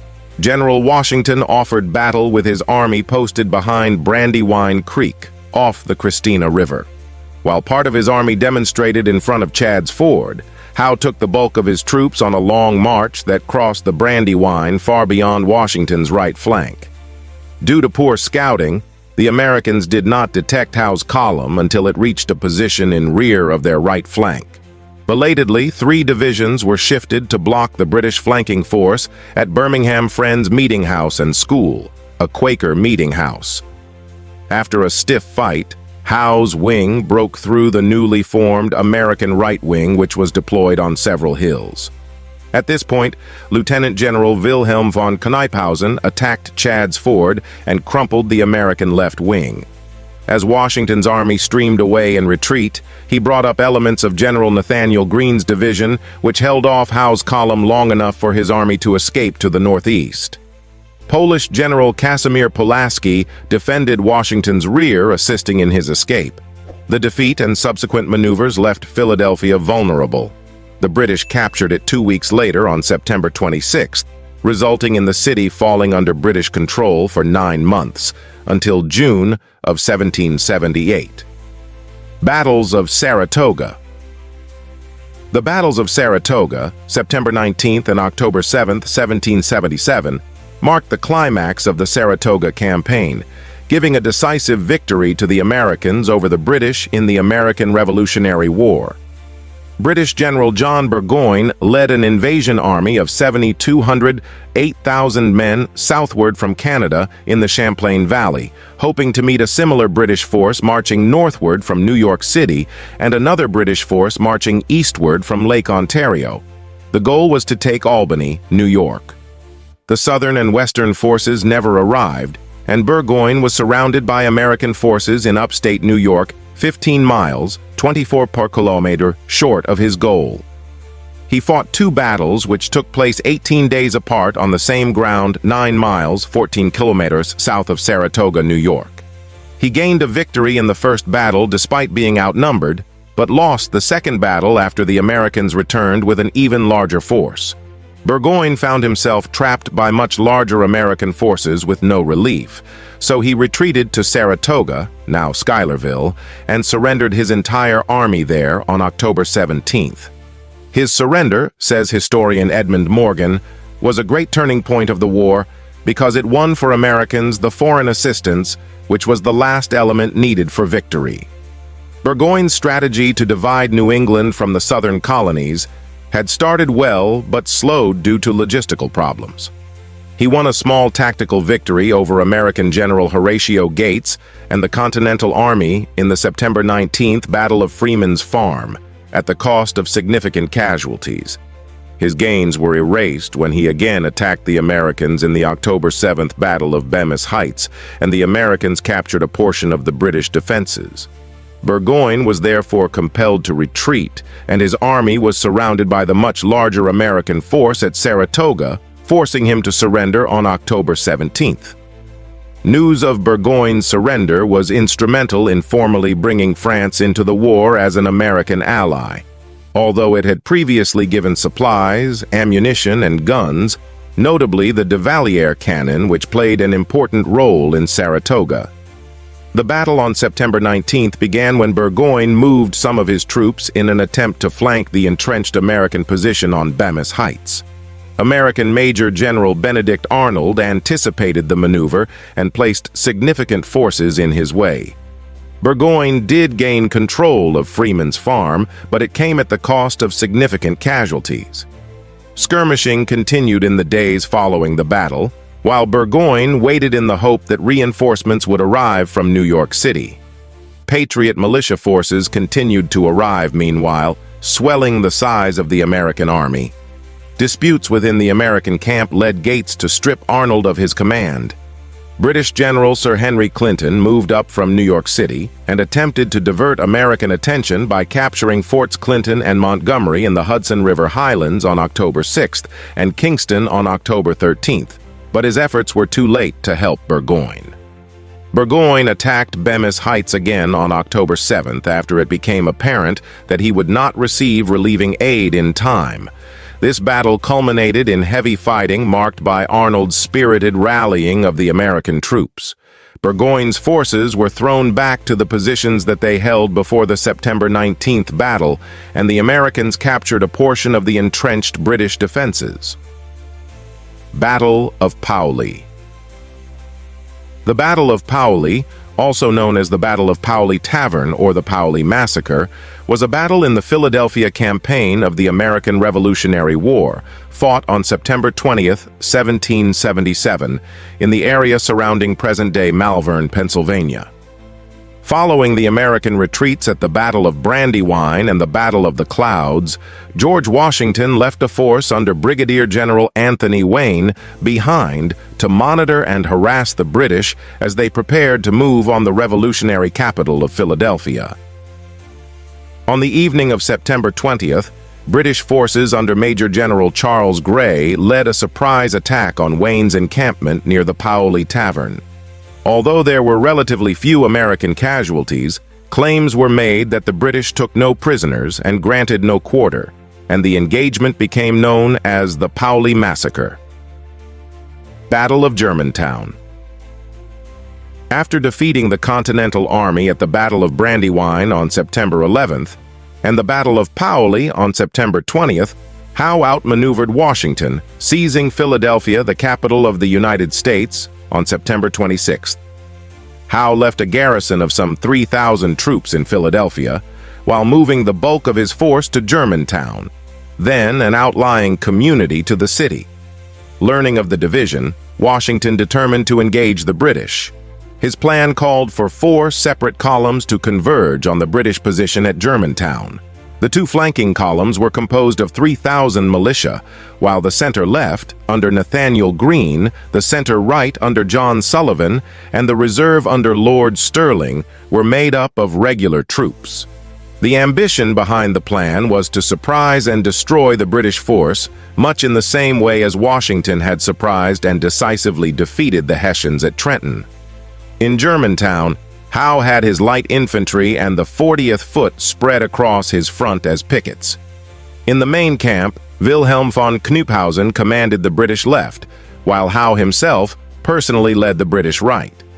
A heavy fog caused a great deal of confusion among the approaching Americans. After a sharp contest, Sullivan's column routed the British pickets. Unseen in the fog, around 120 men of the British 40th Foot barricaded the Chew House. When the American reserve moved forward, Washington made the decision to launch repeated assaults on the position, all of which failed with heavy casualties. Penetrating several hundred yards beyond the mansion, Sullivan's wing became dispirited, running low on ammunition and hearing cannon fire behind them. As they withdrew, Anthony Wayne's division collided with part of Greene's late-arriving wing in the fog. Mistaking each other for the enemy, they opened fire, and both units retreated. Meanwhile, Greene's left center column threw back the British right. With Sullivan's column repulsed, the British left outflanked Greene's column. The 2 militia columns had only succeeded in diverting the attention of the British and had made no progress before they withdrew.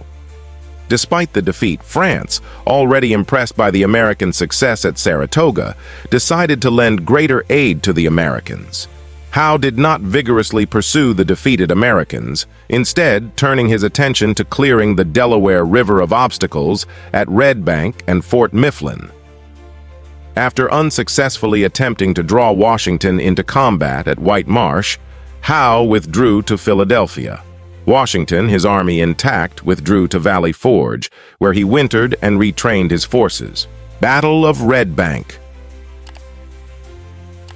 After the British capture of Philadelphia on September 26, 1777, and the failure of the American surprise attack against the British camp at the Battle of Germantown on October 4th, the Americans tried to deny the British use of the city by blockading the Delaware River.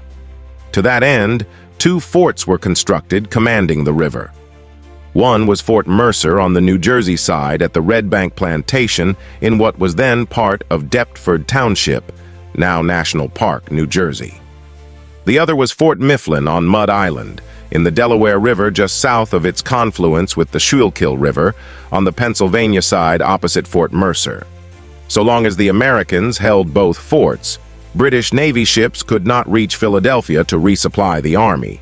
In addition to the forts, the Americans possessed a small flotilla of Continental Navy ships on the Delaware, supplemented by the Pennsylvania State Navy. The flotilla consisted of sloops, schooners, galleys, an assortment of floating batteries, and 14 old vessels laden with barrels of tar to be used as a means of defending the river.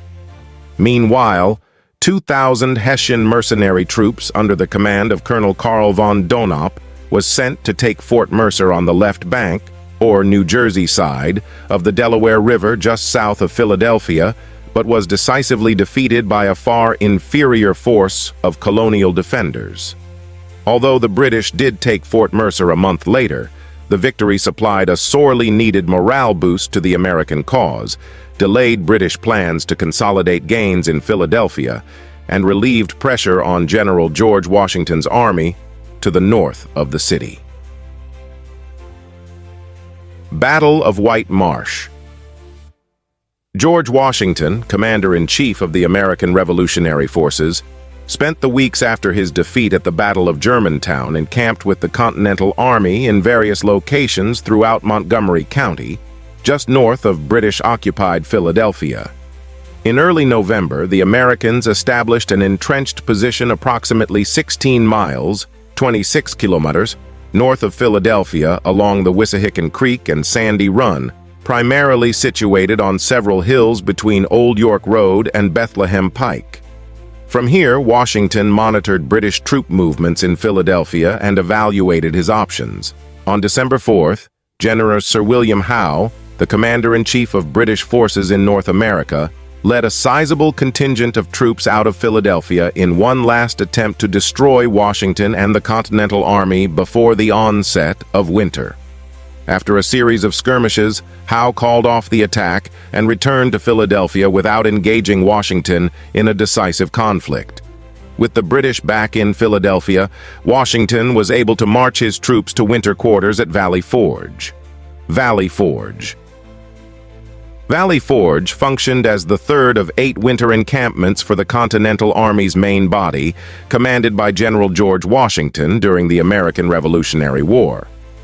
In September 1777, Congress fled Philadelphia to escape the British capture of the city. After failing to retake Philadelphia, Washington led his 12,000-man army into winter quarters at Valley Forge, located approximately 18 miles, 29 kilometers, northwest of Philadelphia. They remained there for 6 months, from December 19, 1777 to June 19, 1778. At Valley Forge, the Continentals struggled to manage a disastrous supply crisis while retraining and reorganizing their units. About 1,700 to 2,000 soldiers died from disease, possibly exacerbated by malnutrition. Treaty of Alliance. The Treaty of Alliance, also known as the Franco-American Treaty, was a defensive alliance between the Kingdom of France and the United States of America, formed amid the American Revolutionary War with Great Britain. It was signed by delegates of King Louis XVI and the Second Continental Congress in Paris, led by Benjamin Franklin, on February 6, 1778, along with the Treaty of Amity and Commerce and a secret clause providing for the entry of other European allies. Together, these instruments are sometimes known as the Franco-American Alliance or the Treaties of Alliance. The agreements marked the official entry of the United States on the world stage and formalized French recognition and support of U.S. independence that was to be decisive in America's victory. Battle of Barren Hill. The Battle of Barren Hill was a minor engagement during the American Revolution. On May 20, 1778, a British force attempted to encircle a smaller Continental force under the Marquis de Lafayette. The maneuver failed, with the Continentals escaping the trap, but the British took the field. Stalemate in the North Mount. Hope Bay Raids. The Mount. Hope Bay raids were a series of military raids conducted by British troops during the American Revolutionary War against communities on the shores of Mount Hope Bay on May 25 and 31, 1778. The towns of Bristol and Warren, Rhode Island, were significantly damaged, and Freetown, Massachusetts, present-day Fall River, was also attacked, although its militia resisted British attacks more successfully. The British destroyed military defenses in the area, including supplies that had been cached by the Continental Army in anticipation of an assault on British-occupied Newport, Rhode Island. Homes as well as municipal and religious buildings were also destroyed in the raids. On May 25th, 500 British and Hessian soldiers, under orders from General Sir Robert Pigot, the commander of the British garrison at Newport, Rhode Island, landed between Bristol and Warren, destroyed boats and other supplies, and plundered Bristol. Local resistance was minimal and ineffective in stopping the British activities. 6 days later, 100 soldiers descended on Freetown, where less damage was done because local defenders prevented the British from crossing a bridge. Battle of Monmouth. In February 1778, the French-American Treaty of Alliance tilted the strategic balance in favor of the Americans, forcing the British to abandon hopes of a military victory and adopt a defensive strategy. Clinton was ordered to evacuate Philadelphia and consolidate his army. The Continental Army shadowed the British as they marched across New Jersey to Sandy Hook, from where the Royal Navy would ferry them to New York.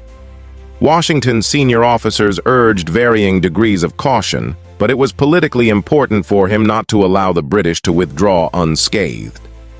Washington detached around a third of his army and sent it ahead under the command of Major General Charles Lee, hoping to land a heavy blow on the British without becoming embroiled in a major engagement. The battle began badly for the Americans when Lee botched an attack on the British rearguard at Monmouth Courthouse. A counterattack by the main British column forced Lee to retreat until Washington arrived with the main body. Clinton disengaged when he found Washington in an unassailable defensive position and resumed the march to Sandy Hook. An attempt by Washington to probe the British flanks was halted by sunset, and the two armies settled down within 1 mile, 2 kilometers of each other. The British slipped away unnoticed during the night to link up with the baggage train. The rest of the march to Sandy Hook was completed without further incident, and Clinton's army was ferried to New York in early July. The battle was tactically inconclusive and strategically irrelevant. Neither side landed the blow they hoped to on the other. Washington's army remained an effective force in the field, and the British redeployed successfully to New York. The Continental Army had proven itself to be much improved after the training it underwent over the winter, and the professional conduct of the American troops during the battle was widely noted by the British. Washington was able to present the battle as a triumph, and he was voted a formal thanks by Congress to honor the important victory of Monmouth over the British Grand Army. His position as commander-in-chief became unassailable. He was lauded for the first time as the father of his country, and his detractors were silenced. Lee was vilified for his failure to press home the attack on the British rearguard. Because of his tactless efforts to argue his case in the days after the battle, Washington had him arrested and court-martialed on charges of disobeying orders, conducting an unnecessary, disorderly, and shameful retreat, and disrespect towards the commander-in-chief. Lee made the fatal mistake of turning the proceedings into a contest between himself and Washington. Illinois Campaign. The Illinois Campaign, also known as Clark's Northwestern Campaign, 1778-1779, was a series of events during the American Revolutionary War in which a small force of Virginia militiamen, led by George Rogers Clark, seized control of several British posts in the Illinois country of the province of Quebec, in what are now Illinois and Indiana in the Midwestern United States. The campaign is the best-known action of the Western theater of the war and the source of Clark's reputation as an early American military hero. In July 1778, Clark and his men crossed the Ohio River from Kentucky and took control of Kaskaskia, Vincennes, and several other villages in British territory. The occupation was accomplished without firing a shot because many of the Canadian and Native American inhabitants in the region were unwilling to resist the Patriots. To counter Clark's advance, Henry Hamilton, the British lieutenant governor at Fort Detroit, reoccupied Vincennes with a small force. In February 1779, Clark returned to Vincennes in a surprise winter expedition and retook the town, capturing Hamilton in the process. Virginia capitalized on Clark's success by establishing the region as Illinois County, Virginia. The importance of the Illinois campaign has been the subject of much debate. Because the British ceded the entire Northwest Territory to the United States in the 1783 Treaty of Paris, some historians have credited Clark with nearly doubling the size of the original 13 colonies by seizing control of the Illinois country during the war. For this reason, Clark was nicknamed the Conqueror of the Northwest, and his Illinois campaign, particularly the surprise march to Vincennes, was greatly celebrated and romanticized.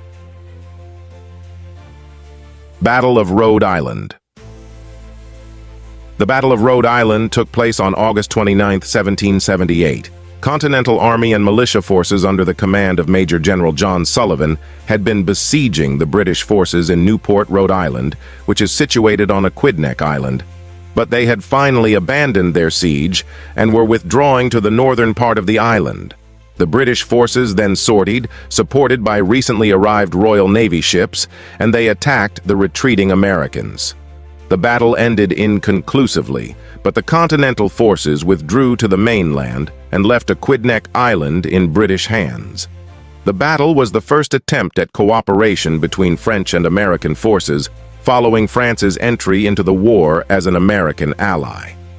Operations against Newport were planned in conjunction with a French fleet and troops, but they were frustrated in part by difficult relations between the commanders, as well as by a storm that damaged both French and British fleets shortly before joint operations were to begin. The battle was also notable for the participation of the 1st Rhode Island Regiment under the command of Colonel Christopher Greene, which consisted of Africans, American Indians, and white colonists. Southern Campaign British move south. After the failure of the Saratoga Campaign, the British Army largely abandoned operations in the north and pursued peace through subjugation in the southern colonies. Before 1778, these colonies were largely dominated by Patriot-controlled governments and militias, although there was also a Continental Army presence that played a role in the 1776 defense of Charleston, the suppression of Loyalist militias, and attempts to drive the British from strongly Loyalist East Florida. Beginning in late December 1778, the British captured Savannah and controlled the Georgia coastline.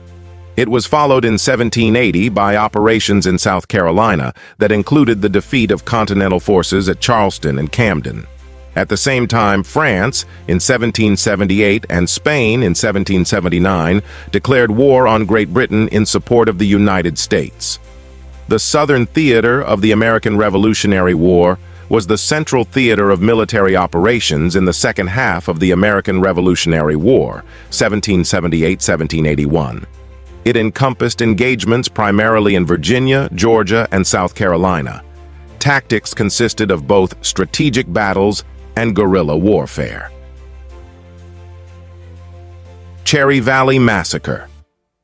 The Cherry Valley Massacre was an attack by British and Iroquois forces on a fort and the town of Cherry Valley in central New York on November 11, 1778, during the American Revolutionary War. It has been described as one of the most horrific frontier massacres of the war. A mixed force of Loyalists, British soldiers, Senecas, and Mohawks descended on Cherry Valley, whose defenders, despite warnings, were unprepared for the attack. During the raid, the Seneca in particular targeted non-combatants, and reports state that 30 such individuals were killed, in addition to a number of armed defenders. The raiders were under the overall command of Walter Butler, who exercised little authority over the Indian warriors on the expedition. Historian Barbara Graymont describes Butler's command of the expedition as criminally incompetent. The Seneca were angered by accusations that they had committed atrocities at the Battle of Wyoming, and the colonists' recent destruction of their forward bases of operation at Unadilla, Onondaga, and Tioga. Butler's authority with the indigenous people was undermined by his poor treatment of Joseph Brant, the leader of the Mohawks. Butler repeatedly maintained that he was powerless to restrain the Seneca, despite accusations that he permitted the atrocities to take place. During the campaigns of 1778, Brant achieved an undeserved reputation for brutality. He was not present at Wyoming, although many thought he was, and he, along with Captain Jacob Scott of the Saponi, Catawba, actively sought to minimize the atrocities that took place at Cherry Valley. Given that Butler was the overall commander of the expedition, there is controversy as to who actually ordered or failed to restrain the killings. The massacre contributed to calls for reprisals, leading to the 1779 Sullivan Expedition, which saw the total military defeat of the Iroquois in upstate New York, who allied with the British. Capture of Savannah. The capture of Savannah was an American Revolutionary War battle fought on December 29, 1778, pitting local American Patriot militia and Continental Army units, holding the city against a British invasion force commanded by Lieutenant Colonel Archibald Campbell. The British capture of the city led to an extended occupation and was the opening move in the British Southern strategy to regain control of the rebellious southern provinces by appealing to the relatively strong Loyalist sentiment there. General Sir Henry Clinton, the commander-in-chief, North America, dispatched Campbell and a 3,100-strong force from New York City to capture Savannah and begin the process of returning Georgia to British control. He was to be assisted by troops under the command of Brigadier General Augustine Prevost that were marching up from St. Augustine in East Florida. After landing near Savannah on December 23rd, Campbell assessed the American defenses, which were comparatively weak, and decided to attack without waiting for Prevost. Taking advantage of local assistance, he flanked the American position outside the city, captured a large portion of Major General Robert Howe's army, and drove the remnants to retreat into South Carolina. Campbell and Prevost followed up the victory with the capture of Sunbury and an expedition to Augusta. The latter was occupied by Campbell only for a few weeks before he retreated to Savannah, citing insufficient Loyalist and Native American support and the threat of Patriot forces across the Savannah River in South Carolina. The British held off a Franco-American siege in 1779 and held the city until late in the war. Battle of Kettle Creek. The Battle of Kettle Creek was the first major victory for Patriots in the backcountry of Georgia during the American Revolutionary War that took place on February 14, 1779. It was fought in Wilkes County, about 8 miles, 13 kilometers, from present-day Washington, Georgia. A militia force of Patriots decisively defeated and scattered a Loyalist militia force that was on its way to British-controlled Augusta. The victory demonstrated the inability of British forces to hold the interior of the state, or to protect even sizable numbers of loyalist recruits outside their immediate area. The British, who had already decided to abandon Augusta, recovered some prestige a few weeks later, surprising a Patriot force in the Battle of Briar Creek.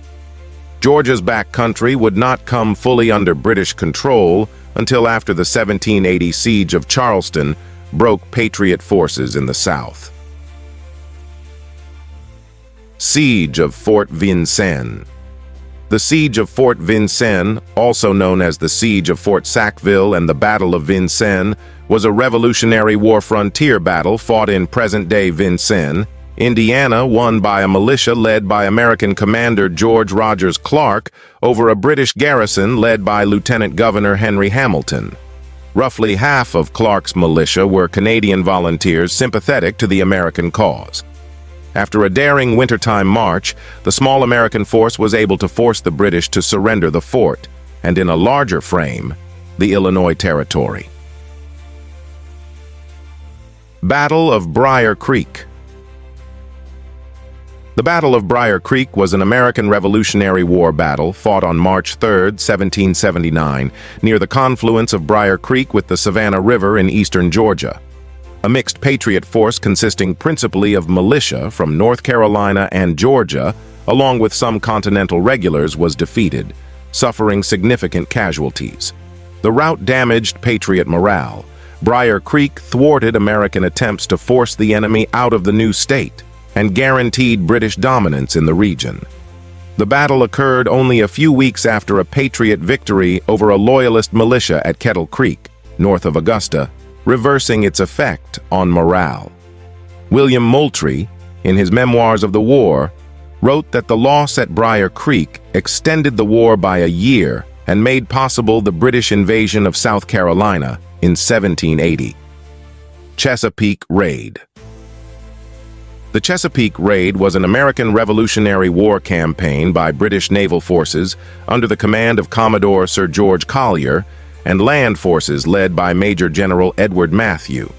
Between 10 May and 24 May 1779, these forces raided economic and military targets up and down Chesapeake Bay.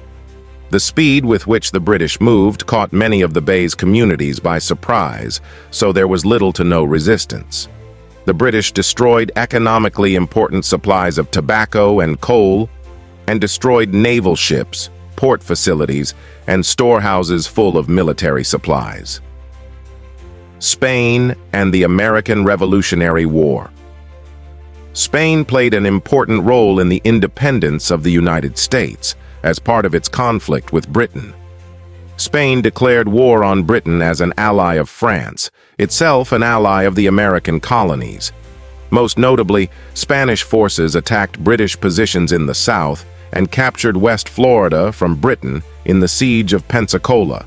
This secured the southern route for supplies and closed off the possibility of any British offensive through the western frontier of the United States via the Mississippi River. Spain also provided money, supplies, and munitions to the American forces. Beginning in 1776, it jointly funded Rodrigue Hortalez and Company, a trading company that provided critical military supplies. Spain provided financing for the final siege of Yorktown in 1781 with a collection of gold and silver in Havana, then Spanish Cuba. Spain was allied with France through the Bourbon family compact, and the revolution was an opportunity to confront their common enemy, Great Britain. As the newly appointed chief minister of King Charles III of Spain, the Count of Floridablanca wrote in March 1777, "The fate of the colonies interests us very much, and we shall do for them everything that circumstances permit." Spanish aid was supplied to the new nation through four main routes, from French ports with the funding of Rodrigue Hortalez and Company, through the port of New Orleans and up the Mississippi River, from the warehouses in Havana, and from Bilbao, through the Gardoqui family trading company. Sullivan Expedition. The 1779 Sullivan Expedition was a United States military campaign during the American Revolutionary War, lasting from June to October 1779, against the four British allied nations of the Iroquois, also known as the Haudenosaunee.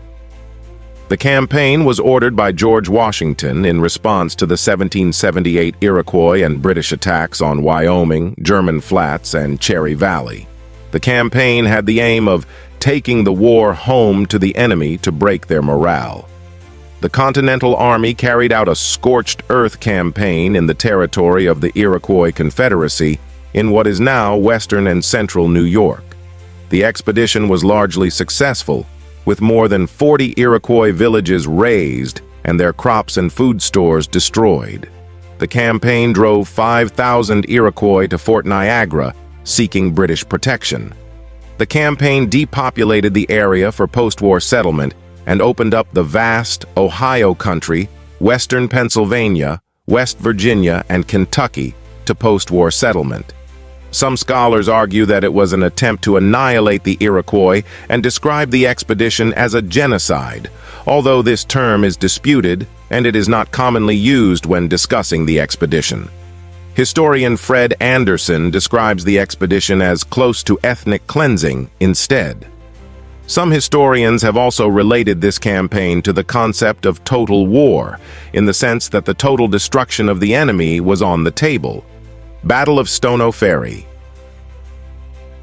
The Battle of Stono Ferry took place on June 20, 1779, near Charleston, South Carolina, during the American Revolutionary War. American forces led by General Benjamin Lincoln aimed to disrupt British operations by attacking a fortified British position at Stono Ferry. Despite initial gains, the Americans were unable to dislodge the British troops, who were commanded by Colonel John Maitland. The battle resulted in significant casualties for both sides, but was ultimately considered a British tactical victory as they maintained control of the strategic ferry crossing. The confrontation did, however, halt British expeditions temporarily, providing the Americans some respite in the Southern theater. Tryon's Raid. Tryon's Raid occurred in July 1779 during the American Revolutionary War, in which 2,700 men, led by British Major General William Tryon, raided the Connecticut ports of New Haven, Fairfield, and Norwalk. They destroyed military and public stores, supply houses, and ships, as well as private homes, churches, and other public buildings. The raids were ineffectually resisted by militia forces. The raid was part of a larger strategy designed by the British Commander-in-Chief, Lieutenant General Sir Henry Clinton, to draw Major General George Washington's Continental Army to terrain on which it might be more effectively engaged. The strategy failed, and both sides criticized General Tryon for the severity of his action. Although the raid had economic ramifications and affected military supplies, Clinton's efforts had no long-term strategic impact. Battle of Stony Point. The Battle of Stony Point took place on July 16, 1779, during the American Revolutionary War. In a well-planned and executed nighttime attack, a highly trained select group of George Washington's Continental Army troops under the command of Brigadier General Mad Anthony Wayne defeated British troops in a quick and daring assault on their outpost in Stony Point, New York, approximately 30 miles, 48 km, north of New York City. The British suffered heavy losses in a battle that served as an important victory in terms of morale for the Continental Army. While the fort was ordered evacuated quickly after the battle by General Washington, this key crossing site was used later in the war by units of the Continental Army to cross the Hudson River on their way to victory over the British. Penobscot Expedition. The Penobscot Expedition was a 44-ship American naval armada during the Revolutionary War assembled by the Provincial Congress of the Province of Massachusetts Bay. The flotilla of 19 warships and 25 support vessels sailed from Boston on July 19, 1779 for the upper Penobscot Bay in the District of Maine carrying an expeditionary force of more than 1,000 American colonial Marines, not to be confused with the Continental Marines, and militiamen. Also included was a 100-man artillery detachment under the command of Lieutenant Colonel Paul Revere. The expedition's goal was to reclaim control of mid-coast Maine from the British, who had captured it a month earlier and renamed it New Ireland. It was the largest American naval expedition of the war. The fighting took place on land and at sea around the mouth of the Penobscot and Bagaduce rivers at Castine, Maine, over a period of 3 weeks in July and August. It resulted in the United States' worst naval defeat until Pearl Harbor 162 years later in 1941.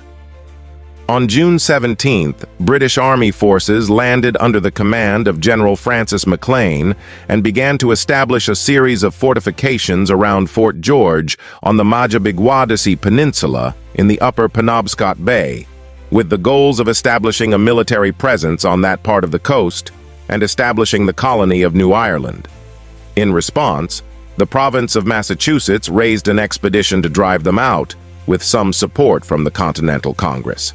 The Americans landed troops in late July and attempted to besiege Fort George in actions that were seriously hampered by disagreements over control of the expedition between land forces.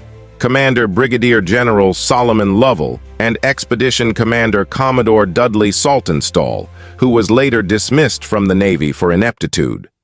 For almost 3 weeks, General McLean held off the assault until a British relief fleet arrived from New York on August 13th under the command of Sir George Collier, driving the American fleet to destruction up the Penobscot River. The survivors of the expedition made an overland journey back to more populated parts of Massachusetts with minimal food and arms. Gulf Coast Campaign. The Gulf Coast Campaign, or the Spanish conquest of West Florida in the American Revolutionary War, was a series of military operations primarily directed by the governor of Spanish Louisiana, Bernardo de Galvez, against the British province of West Florida. Begun with operations against British positions on the Mississippi River shortly after Britain and Spain went to war in 1779, Galvez completed the conquest of West Florida in 1781 with the successful siege of Pensacola. Capture of Fort Butte. The capture of Fort Butte signaled the opening of Spanish intervention in the American Revolutionary War on the side of France and the United States. Mustering an ad hoc army of Spanish regulars, Acadian militia, and native levies under Gilbert Antoine de Saint-Maxent, Bernardo de Galvez, the governor of Spanish Louisiana, stormed and captured the small British frontier post on Bayou Manchac on September 7, 1779. Battle of Lake Pontchartrain. The Battle of Lake Pontchartrain was a single-ship action on September 10, 1779, part of the Anglo-Spanish War. It was fought between the British sloop of war HMS West Florida and the Continental Navy schooner USS Morris in the waters of Lake Pontchartrain, then in the British province of West Florida. West Florida was patrolling on Lake Pontchartrain when it encountered Morris, which had set out from New Orleans with a Spanish and American crew headed by Continental Navy Captain William Pickles. The larger crew of Morris successfully boarded West Florida, inflicting a mortal wound on its captain, Lieutenant John Payne. The capture of West Florida eliminated the major British naval presence on the lake, weakening already tenuous British control over the western reaches of West Florida. Battle of Baton Rouge. The Battle of Baton Rouge was a brief siege during the Anglo-Spanish War that was decided on September 21, 1779. Baton Rouge was the second British outpost to fall to Spanish arms during Bernardo de Galvez's march into British West Florida. Siege of Savannah. The Siege of Savannah, or the Second Battle of Savannah, was an encounter of the American Revolutionary War, 1775 to 1783, in 1779. The year before, the city of Savannah, Georgia, had been captured by a British Expeditionary Corps under Lieutenant Colonel Archibald Campbell. The siege itself consisted of a joint Franco-American attempt to retake Savannah from September 16th to October 18th, 1779. On October 9th, a major assault against the British siege works failed. During the attack, Polish nobleman Count Casimir Pulaski, leading the combined cavalry forces on the American side, was mortally wounded. With the failure of the joint attack, the siege was abandoned, and the British remained in control of Savannah until July 1782, near the end of the war. In 1779, more than 500 recruits from Saint-Domingue, the French colony which later became Haiti, under the overall command of French nobleman Charles Hector, Comte d'Estaing, fought alongside American colonial troops against the British Army during the Siege of Savannah. This was one of the most significant foreign contributions to the American Revolutionary War.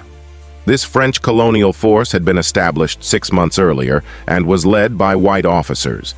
Recruits came from the black population and included free men of color, as well as slaves seeking their freedom in exchange for their service. Battle of Cape St. Vincent. The Battle of Cape St. Vincent, Spanish, Batalla del Cabo de San Vicente, was a naval battle that took place off the southern coast of Portugal on 16th of January 1780 during the American Revolutionary War. A British fleet under Admiral Sir George Rodney defeated a Spanish squadron under Don Juan de Langara. The battle is sometimes referred to as the Moonlight Battle, Batalla a la Luz de la Luna, because it was unusual for naval battles in the Age of Sail to take place at night.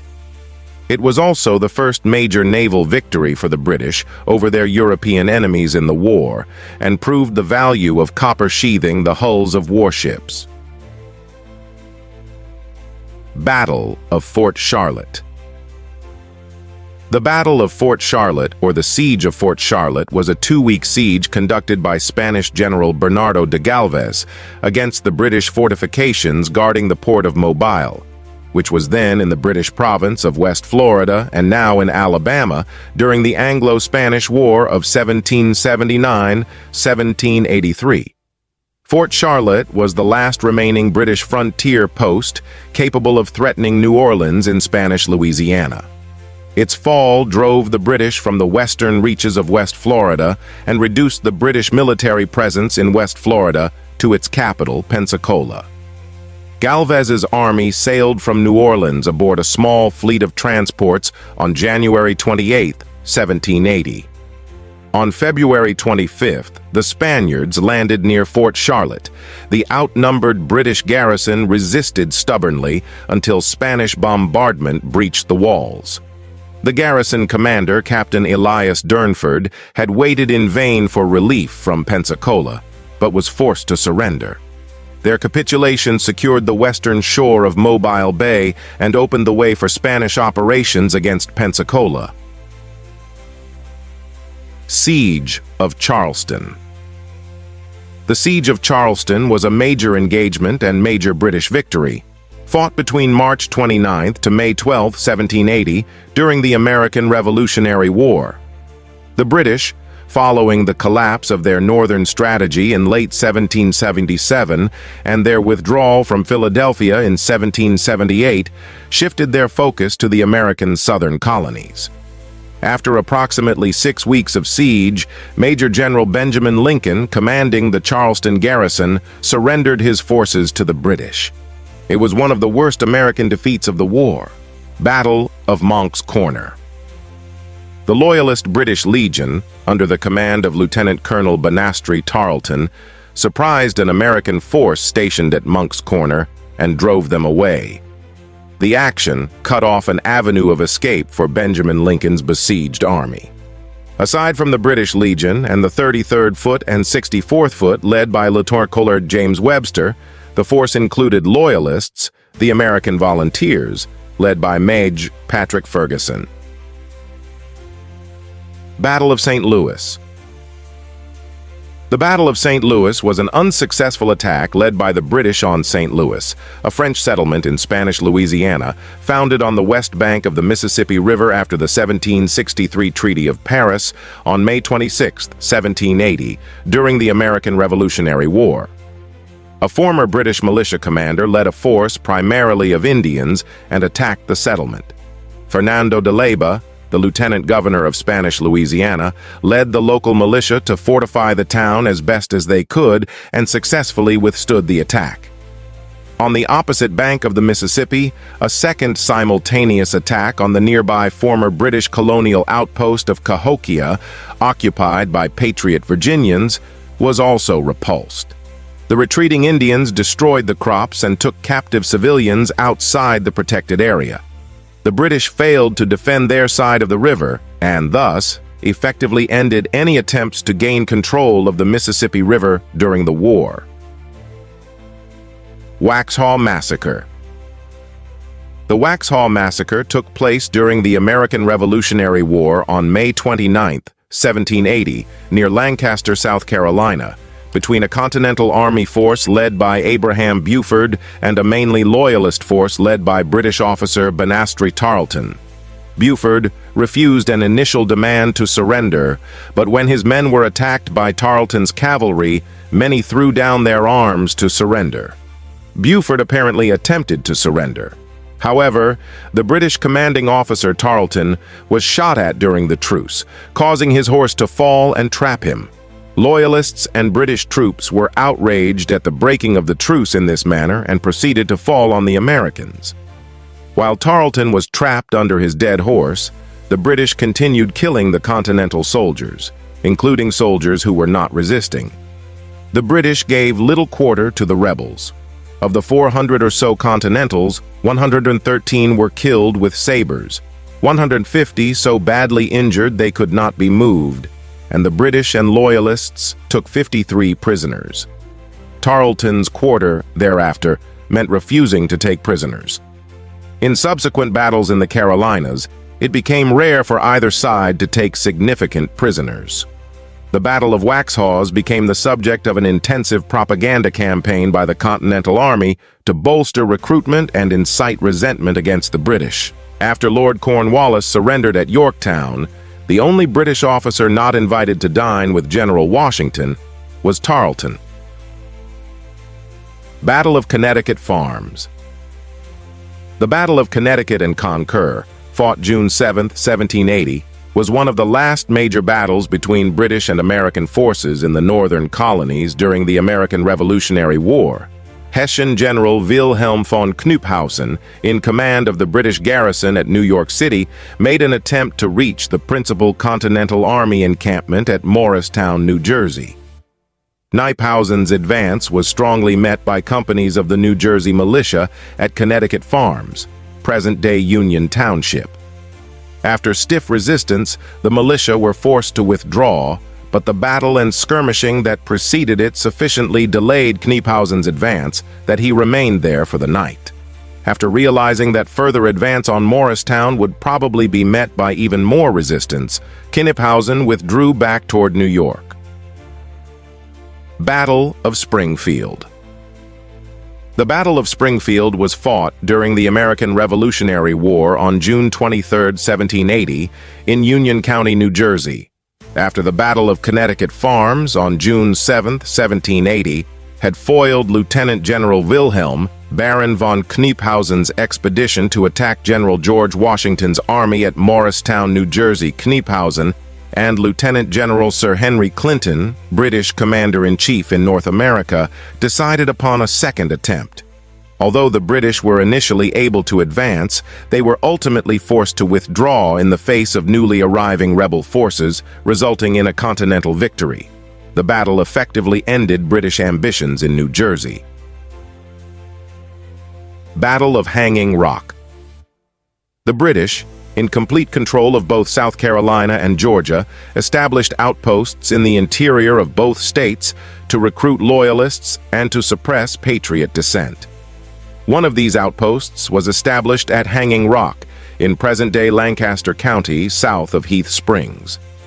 On August 1st, 1780, Sumter launched an attack on the British outpost at Rocky Mount, west of Hanging Rock on the Catawba River. As part of this attack, Sumter detached Major Davie on a diversionary attack on Hanging Rock. Davie attacked a fortified house and captured 60 horses and a number of weapons, while also inflicting casualties on the British. This, however, did not prevent the British from sending troops from Hanging Rock to reinforce the garrison there. After his assault on Rocky Mount failed, Sumter decided to make an attack on the weakened Hanging Rock outpost. In the heat of the battle, Major Carden lost his nerve and surrendered his command to one of his junior officers. This was a major turning point for the Americans. At one point, Captain Rousselet of the Legion Infantry led a charge and forced many Sumter's men back. Lack of ammunition made it impossible for Sumter to completely knock out the British. The battle raged for 3 hours without pause, causing many men to faint from the heat and thirst. Battle of Camden. The Battle of Camden, August 16, 1780, also known as the Battle of Camden Courthouse, was a major victory for the British in the southern theater of the American Revolutionary War. On August 16, 1780, British forces under Lieutenant General Charles, Lord Cornwallis routed the numerically superior U.S. forces led by Major General Horatio Gates about 4 miles north of Camden, South Carolina, thus strengthening the British hold on the Carolinas following the capture of Charleston. The rout was a personally humiliating defeat for Gates, the U.S. general best known for commanding the American forces at the British defeat at Saratoga 3 years previously. His army had possessed a great numerical superiority over the British force, having twice the personnel, but his command of them was seen as shambolic. Following the battle, he was regarded with disdain by his colleagues, and he never held a field command again. His political connections, however, helped him avoid any military inquiries or courts-martial into the debacle. Battle of Kings Mountain. The Battle of Kings Mountain was a military engagement between Patriot and Loyalist militias in South Carolina during the Southern campaign of the American Revolutionary War, resulting in a decisive victory for the Patriots. The battle took place on October 7, 1780, 9 miles, 14 kilometers, south of the present-day town of Kings Mountain, North Carolina. In what is now rural Cherokee County, South Carolina, the Patriot militia defeated the Loyalist militia commanded by British Major Patrick Ferguson of the 71st Foot. The battle has been described as the war's largest all-American fight.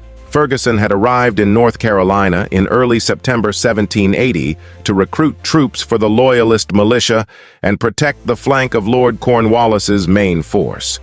Ferguson challenged Patriot militias to lay down their arms or suffer the consequences. In response, the Patriot militias led by Benjamin Cleveland, James Johnston, William Campbell, John Sevier, Joseph McDowell, and Isaac Shelby rallied to attack Ferguson and his forces. Receiving intelligence on the oncoming attack, Ferguson decided to retreat to the safety of Lord Cornwallis's army. However, the Patriots caught up with the Loyalists at Kings Mountain near the border with South Carolina. Achieving a complete surprise, the Patriot militiamen attacked and surrounded the Loyalists, inflicting severe casualties. After an hour of battle, Ferguson was fatally shot while trying to break the Patriot line, after which his men surrendered. Some Patriots gave no quarter until their officers re-established control over their men. They were said to be seeking revenge for alleged killings by Banastra Tarleton's militiamen at the Battle of Waxhaws, under the slogan, "Remember Tarleton's Quarter." Although victorious, the Patriots had to retreat quickly from the area for fear of Cornwallis's advance. Later, they executed 9 Loyalist prisoners after a short trial. The battle was a pivotal event in the Southern campaign. The surprising victory of the American Patriot militia over the Loyalists came after a string of Patriot defeats at the hands of Lord Cornwallis, and greatly raised the Patriots' morale. With Ferguson dead and his Loyalist militia destroyed, Cornwallis transferred his army into North Carolina and eventually Virginia. Yorktown Campaign. The Yorktown or Virginia Campaign was a series of military maneuvers and battles during the American Revolutionary War that culminated in the Siege of Yorktown in October 1781. The result of the campaign was the surrender of the British Army force of General Charles Earl Cornwallis, an event that led directly to the beginning of serious peace negotiations and the eventual end of the war. The campaign was marked by disagreements, indecision, and miscommunication on the part of British leaders, and by a remarkable set of cooperative decisions, at times in violation of orders, by the French and Americans. The campaign involved land and naval forces of Great Britain and France, and land forces of the United States. British forces were sent to Virginia between January and April 1781 and joined with Cornwallis's army in May, which came north from an extended campaign through the southern states. These forces were first opposed weakly by Virginia militia, but General George Washington sent first Marquis de Lafayette and then Mad Anthony Wayne with Continental Army troops to oppose the raiding and economic havoc the British were wreaking. The combined American forces, however, were insufficient in number to oppose the combined British forces, and it was only after a series of controversially confusing orders by General Sir Henry Clinton, the British commander-in-chief, that Cornwallis moved to Yorktown in July and built a defensive position that was strong against the land forces he then faced, but was vulnerable to naval blockade and siege. British naval forces in North America and the West Indies were weaker than the combined fleets of France and Spain, and, after some critical decisions and tactical missteps by British naval commanders, the French fleet of Paul de Grasse gained control over Chesapeake Bay, blockading Cornwallis from naval support and delivering additional land forces to blockade him on land. The Royal Navy attempted to dispute this control, but Admiral Thomas Graves was defeated in the key Battle of the Chesapeake on September 5th. American and French armies that had massed outside New York City began moving south in late August and arrived near Yorktown in mid-September. Deceptions about their movement successfully delayed attempts by Clinton to send more troops to Cornwallis. The Siege of Yorktown began on September 28, 1781. In a step that probably shortened the siege, Cornwallis decided to abandon parts of his outer defenses, and the besiegers successfully stormed two of his redoubts. When it became clear that his position was untenable, Cornwallis opened negotiations on October 17th and surrendered 2 days later. When the news reached London, the government of Lord North fell, and the following Rockingham ministry entered into peace negotiations. These culminated in the Treaty of Paris in 1783, in which King George III recognized the independent United States of America. Clinton and Cornwallis engaged in a public war of words, defending their roles in the campaign, and British Naval Command also discussed the Navy's shortcomings that led to the defeat. Battle of Mobile. The Second Battle of Mobile, also known as the Battle at the Village, was a British attempt to recapture the town of Mobile in the British province of West Florida from the Spanish during the Anglo-Spanish War. The Spanish had previously captured Mobile in March 1780. On January 7, 1781, a British attack against a Spanish outpost on the eastern shore of Mobile Bay was repulsed, and the German leader of the expedition was killed. Battle of Cowpens. The Battle of Cowpens was an engagement during the American Revolutionary War fought on January 17, 1781, near the town of Cowpens, South Carolina, between American Patriot forces under Brigadier General Daniel Morgan and British forces, nearly half American Loyalists, under Lieutenant Colonel Banastra Tarleton, as part of the campaign in the Carolinas, North and South. The battle was a turning point in the American reconquest of South Carolina from the British. Morgan's forces conducted a double envelopment of Tarleton's forces, the only double envelopment of the war. Tarleton's force of 1,000 British troops were set against 1,000 troops under Morgan. Morgan's forces suffered casualties of only 25 killed and 124 wounded. Tarleton's force was almost completely eliminated with almost 30% casualties and 55% of his force captured or missing, with Tarleton himself and only about 200 British troops escaping. A small force of the Continental Army under the command of Morgan had marched to the west of the Catawba River in order to forage for supplies and raise the morale of local colonial sympathizers. The British had received incorrect reports that Morgan's army was planning to attack the important strategic fort of 96, held by American loyalists to the British Crown and located in the west of the Carolinas. The British considered Morgan's army a threat to their left flank. General Charles Cornwallis dispatched cavalry, dragoons, Commander Tarleton to defeat Morgan's command. Upon learning Morgan's army was not at 96, Tarleton, bolstered by British reinforcements, set off in hot pursuit of the American detachment. Morgan resolved to make a stand near the Broad River. He selected a position on two low hills in open woodland, with the expectation that the aggressive Tarleton would make a headlong assault without pausing to devise a more intricate plan. He deployed his army in three main lines. Tarleton's army, after an exhausting march, reached the field malnourished and heavily fatigued. Tarleton attacked immediately. However, the American defense in depth absorbed the impact of the British attack. The British lines lost their cohesion as they hurried after the retreating Americans. When Morgan's army went on the offensive, it wholly overwhelmed Tarleton's force. Tarleton's brigade was wiped out as an effective fighting force, and, coupled with the British defeat at the Battle of Kings Mountain in the northwest corner of South Carolina, this action compelled Cornwallis to pursue the main Southern American army into North Carolina, leading to the Battle of Guilford Courthouse, and Cornwallis's eventual defeat at the Siege of Yorktown in Virginia in October 1781. Siege of Pensacola. The Siege of Pensacola, which took place between March and May 1781, was a critical battle in the American Revolutionary War, led by Spanish General Bernardo de Galvez, and involving a diverse coalition of Spanish, French, and American forces. Facing multiple attacks by pro-British Choctaw Indians and British troops, as well as inclement weather, the Spanish army was bolstered by reinforcements from Havana. After an intense siege involving elaborate engineering works and bombardments, a howitzer shell struck a British magazine, causing a devastating explosion.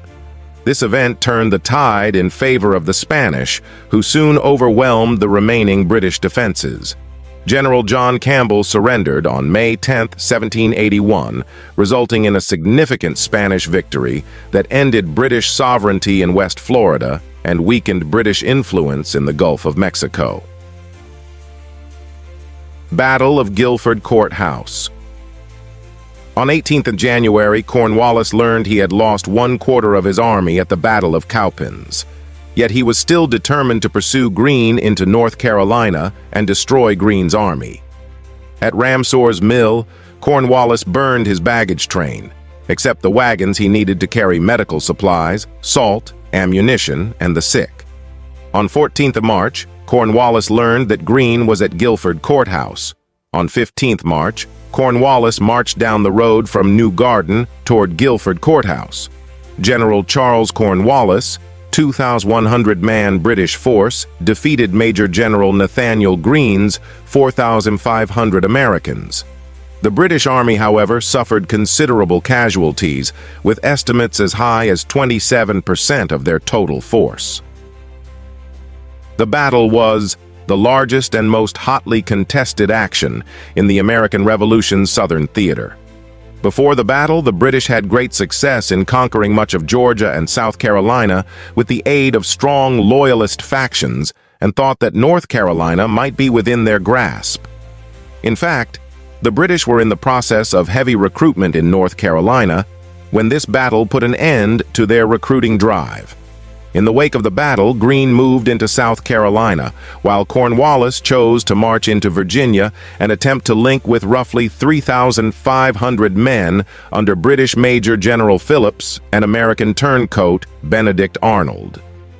These decisions allowed Greene to unravel British control of the South, while leading Cornwallis to Yorktown, where he eventually surrendered to General George Washington and French Lieutenant General Comte de Rochambeau.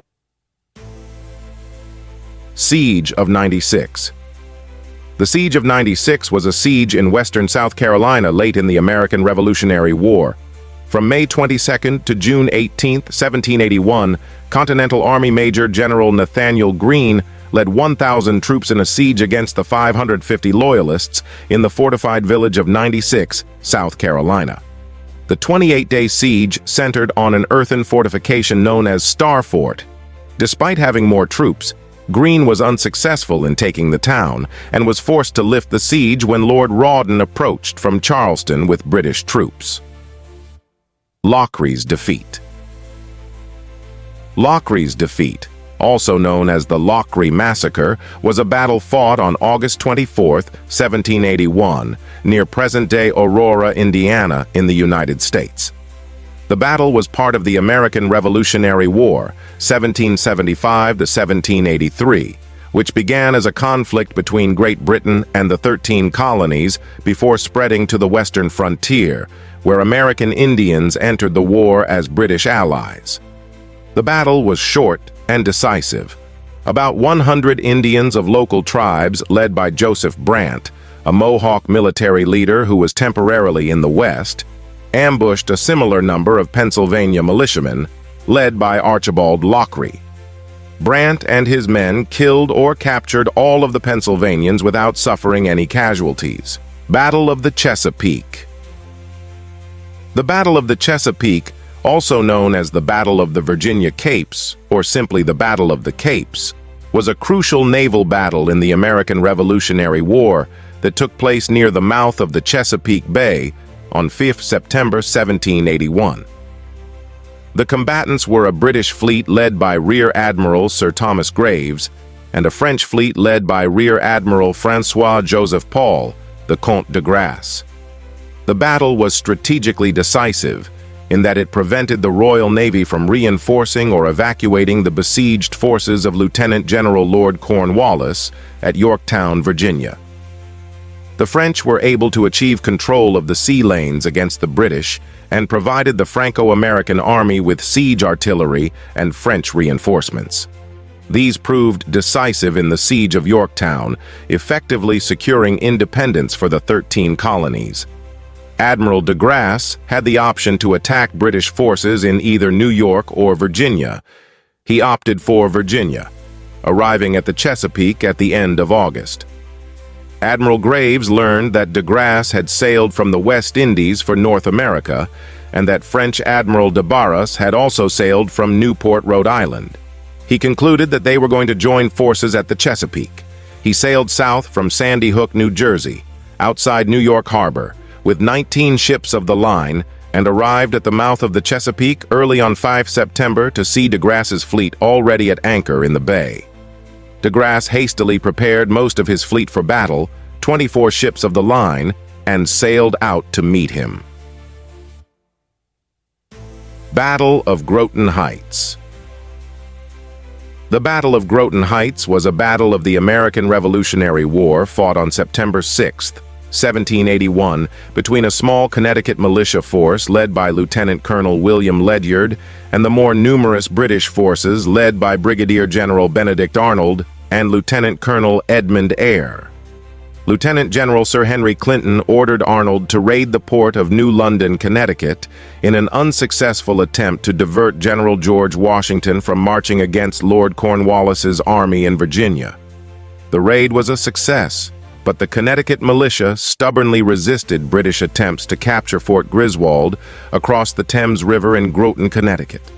New London was burned along with several ships, but many more ships escaped upriver. Several leaders of the attacking British force were killed or seriously wounded, but the British eventually breached the fort. As the British entered the fort, the Americans surrendered, but the British continued firing and killed many of the defenders. However, the high number of British casualties in the overall expedition against Groton and New London led to criticism of Arnold by some of his superiors. The battle was the last major military encounter of the war in the northern United States, preceding and being overshadowed by the decisive Franco-American siege of Yorktown about 6 weeks later. At the Battle of Yorktown, the Marquis de Lafayette reportedly yelled, "Remember Fort Griswold," as American and French forces stormed the redoubts. Battle of Eutaw Springs. The Battle of Eutaw Springs, fought on September 8, 1781, was one of the last major engagements of the American Revolutionary War in the southern colonies. American forces led by General Nathaniel Greene engaged British troops commanded by Lieutenant Colonel Alexander Stewart near Eutawville, South Carolina. The battle began favorably for the Americans, who pushed the British back and captured their camp. However, looting and a strong British counterattack turned the tide. Both sides suffered heavy casualties, and while technically a British tactical victory as they held the field, the engagement resulted in strategic gains for the Americans. The battle severely depleted British troops and contributed to the eventual evacuation of Charleston by British forces, marking it as a turning point in the Southern theater. Siege of Yorktown. The Siege of Yorktown, fought between September 28 and October 19, 1781, was a decisive engagement that effectively ended major hostilities in the American Revolutionary War. General George Washington, leading a combined force of American Continental Army troops and French allies, laid siege to the British-held town of Yorktown, Virginia.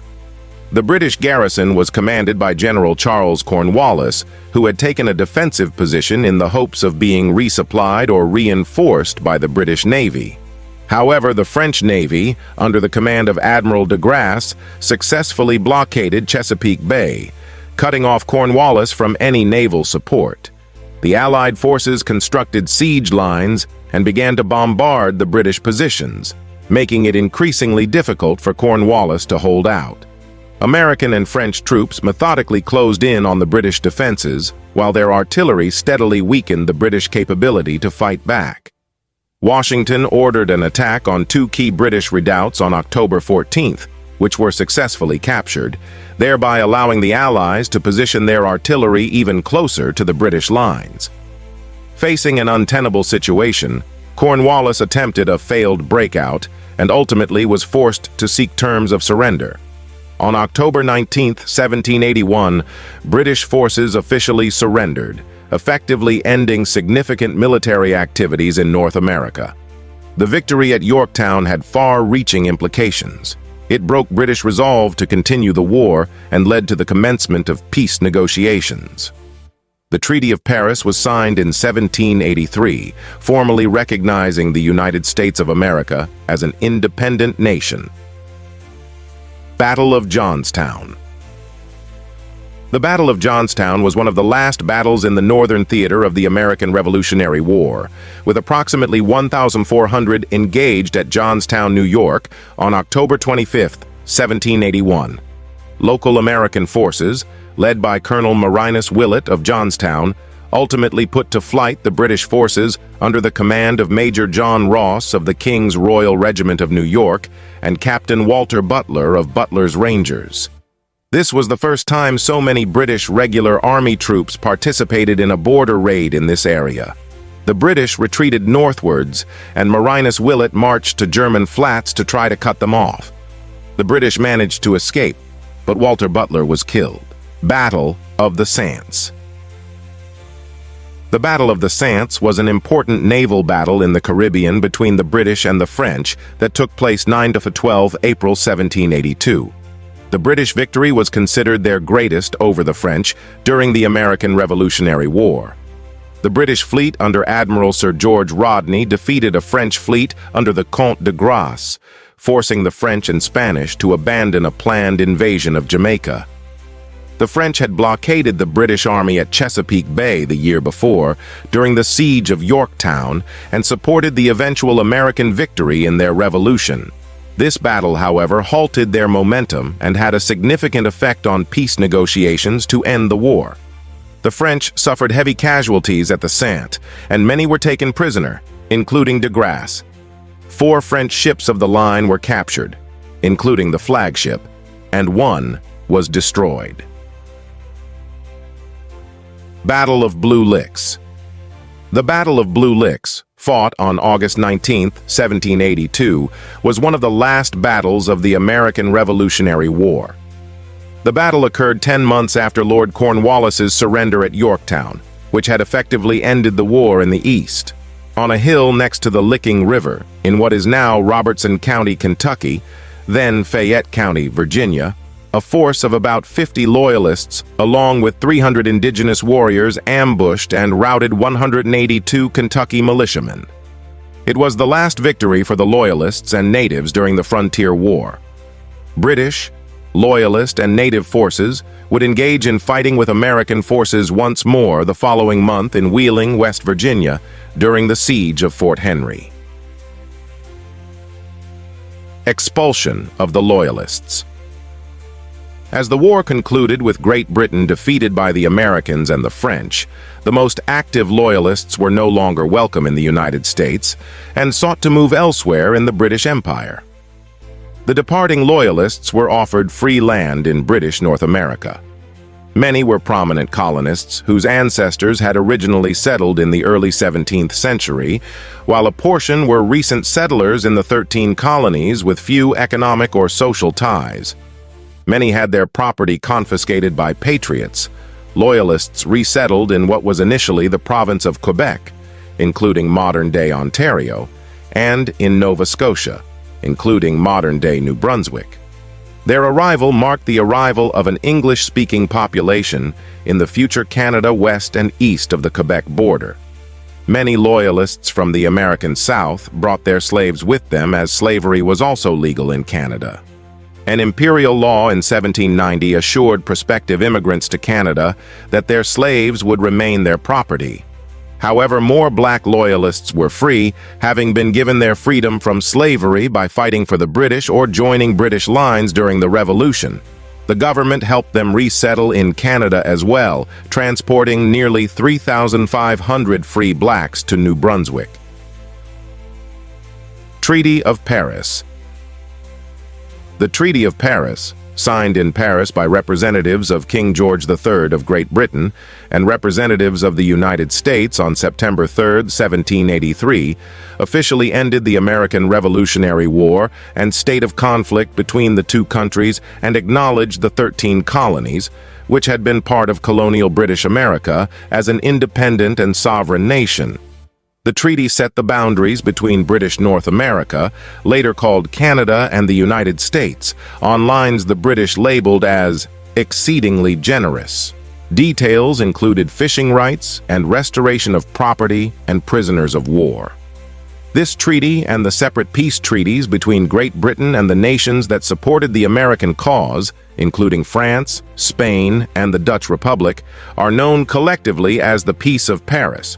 Only Article 1 of the treaty, which acknowledges the United States' existence as free, sovereign, and independent states, remains in force. Epilogue. New England, USA. The conflict between British subjects with the Crown against those with the Congress had lasted over 8 years, from 1775 to 1783. The last uniformed British troops departed their last East Coast port cities in Savannah, Charleston, and New York City by November 25, 1783. That marked the end of British occupation in the new United States. Of the European powers with American colonies adjacent to the newly created United States, Spain was most threatened by American independence, and it was correspondingly the most hostile to it. Casualties and losses, up to 70,000 American patriots, died during active military service. Of these, approximately 6,800 were killed in battle, while at least 17,000 died from disease. The majority of the latter died while prisoners of war of the British, mostly in the prison ships in New York Harbor. The number of patriots seriously wounded or disabled by the war has been estimated from 8,500 to 25,000. The French suffered 2,012 killed in combat in the United States. The Spanish lost a total of 124 killed and 247 wounded in West Florida. A British report in 1781 puts their total army deaths at 6,046 in North America, 1775 to 1779. Approximately 7,774 Germans died in British service, in addition to 4,188 deserters. Of the former, it is estimated 1,800 were killed in combat. Legacy. The American Revolution established the United States with its numerous civil liberties and set an example to overthrow both monarchy and colonial governments. The United States has the world's oldest written constitution, and the constitutions of other free countries often bear a striking resemblance to the U.S. Constitution, often word for word in places. It inspired the French, Haitian, Latin American revolutions, and others into the modern era.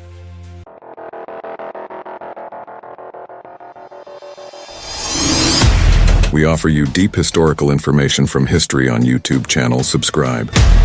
Now don't forget to turn on notifications.